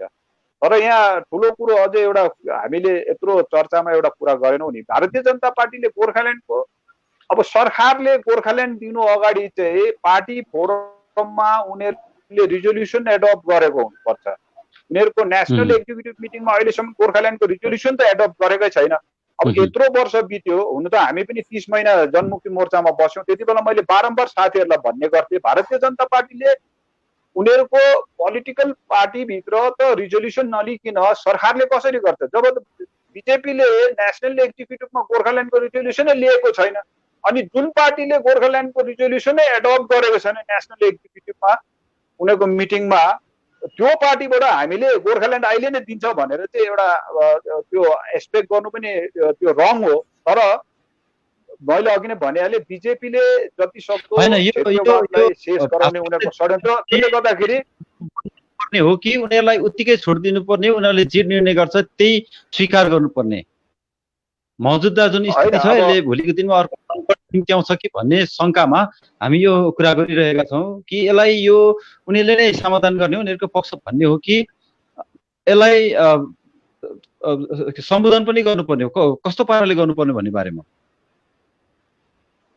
अब सम्बोधन त हेर्नुहोस् है, अब अहिले त अब बिजेपीले नै के अरे यहाँबाट सबै जितेर गएको छ राम्रो मतमा होइन। तर मेरो भन्नुको अब भोलि के हुन्छ भन्नेमा चाहिँ अब मुनिस भाइले अघि भनिहाल्यो, अब भारतीय गोर्खा परिसङ्घ छ, एनजिसी छ है, यो जति पनि क्षेत्रीय दलहरू एक भएर हामी अब एउटा एकतामा आएर चाहिँ हामीले हाम्रो भारी आफैले बोक्नुपर्छ, हामीले हाम्रो निर्णय आफैले लिनुपर्छ, जबकि उनीहरू कोही माथि पनि डिपेन्ड गर्नु हुँदैन हामीले।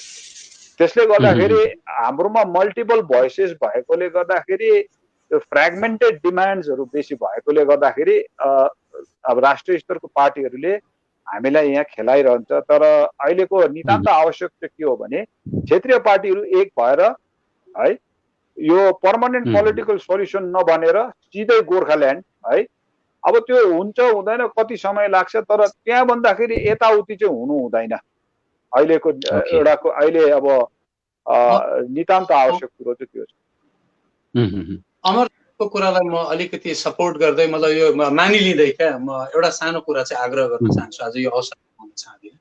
त्यो चाहिँ के भने ठिक छ, अब विश्वास गर्नेले अहिले राष्ट्रिय दलमा विश्वास गरिरहेका छन्, त्यो छ, त्यो विश्वासले हामीले पनि भोट हाल्यौँ होइन। तर जबसम्म हामीसँग हाम्रो क्षेत्रीयवाद रहन्छ तबसम्म मात्रै गोर्खाल्यान्ड जिउँदो रहन्छ। क्षेत्रीयता नै रहेन भने गोर्खाल्यान्ड रहँदैन। जुन दिन क्षेत्रीयता मर्छ त्यो दिन गोर्खाल्यान्डको अन्त हुन्छ। त्यसले गर्दाखेरि अब गरिने राजनीतिमा चाहिँ हाम्रो क्षेत्रीयवाद जुन चाहिँ क्षेत्रीयता छ यो कुरा चाहिँ हाबी हुनुपर्छ, यसलाई बचाउनु पर्छ। जबसम्म यो बाँच्छ तबसम्म नै यो गोर्खाल्यान्ड रहन्छ र हामी लक्ष्यसम्म पुग्न सक्छौँ। तर अहिले के हुँदैछ भन्दाखेरि चाहिँ हामीले हाम्रो सर्वस्व सुम्पिएको जस्तो गर्दैछौँ, हाम्रो आफ्नोपनै रहेन भने हामी उभिएको नै कहाँ हुन्छ। त्यसले गर्दा धन्यवाद छ, भित्रबाट आफूबाट नै यो एउटा पहल सुरु भएको राजनीतिक। ओके हुन्छ मनिष दाजु, तपाईँको अन्तिम टिप्पणीबाट हामी कार्यक्रम सक्छौँ है। जुन किसिमको समस्या भोलि तपाईँले भने जस्तो साँच्चीकै यो गद्दारी हो, धोका हो भने यसको दोष यो भाजपा विमल खेमा गठबन्धनलाई जान्छ कि भारतभरिका मौन बसेका, रणनीति नबनाई एक नभइकन बसेका स्टेक होल्डरहरूलाई पनि जान्छ? तपाईँको यो टिप्पणीबाट हामी कार्यक्रम अन्त गर्छौँ, तपाईँ के भन्न चाहनुहुन्छ? जहाँसम्म धोकाको कुरा छ म फेरि पनि यही भन्न चाहन्छु कि यो चिठी जो चिठी त्रिपक्षीयको वार्ताको चिठी आउनेछ भन्ने जो एउटा आशा जगायो र जुन प्रकारको हाइप त्यही चाहिँ धोका त्यही रिजाइड गर्छ। धोका चाहिँ कि एउटा रूपपक्षीय वार्ता हो र यसले पर्मानेन्ट पोलिटिकल सोल्युसन अनि 11 जातिको जनजातिकरणको मुद्दा बोकेको छ भन्नु नै त्यो चाहिँ धोका हो। र म यहाँ कुनै पोलिटिकल पार्टीलाई भनेको होइन, त्यो प्रोसेसलाई मैले धोका भनेको। र जहाँसम्म आउँदो दिनमा के गर्नुपर्ने भन्ने कुरा छ, अमर दाजुले ठिकै भन्नुभयो कि स्टेक होल्डर्स जब सरकारले वार्ता बोलाउँछ, स्टेक होल्डर्स उनी पोलिटिकल पार्टिजहरूलाई नै प्राय चिन्हित गर्छ। त्यसमा पनि जसले भारी जितेर आएको छ त्यसलाई कमसेकम स्टेक होल्डर्सको बिचमा कन्सल्टेसनहरू हुन एकदमै जरुरी छ। हामी आपसमा कन्सल्टेसन जब हुन्छ तब एउटा यस्तो मञ्च हुनु पर्यो जसमा पोलिटिकल पार्टी नन पोलिटिकल आएर सेसन भएर एउटा साझा हाम्रो समझ भए पश्चात त्यही चाहिँ पोलिटिकल पार्टी जसले पनि बोकेर लगे पनि हुन्छ। त्यो एकदमै आवश्यक हो। र दुर्भाग्यको कुरा चाहिँ के हो भने त्यसको पहल कसैले गरेको छैन। र यसको चाहिँ म पर्मानेन्ट पोलिटिकल सोल्युसनको यो जसले यो वर्ड कॉइनेज गर्यो, जो फ्रेज बनायो, उनीहरू आफै 1.25 साल बित्दा पनि यसलाई बसेर आपसमा चिनाफाना नगरेको यसको दोष चाहिँ उनीहरूलाई नै सीधा सीधा लगाउँछ। धेरै धेरै धन्यवाद मनिष दाजु। आजको हाम्रो कार्यक्रमलाई हामी यही समाप्त गर्छौँ। आज हामीले धेरै विषयहरूमा कुराकानी गऱ्यौँ। अमर दाजु तपाईँलाई धेरै धेरै धन्यवाद छ। बिपी दाजु तपाईँलाई पनि धेरै धेरै धन्यवाद छ। अनि मनिष दाजु तपाईँलाई पनि धेरै धेरै धन्यवाद छ। फेरि पनि हामी यस्तै कार्यक्रमहरू लिएर आउनेछौँ। धन्यवाद धेरै।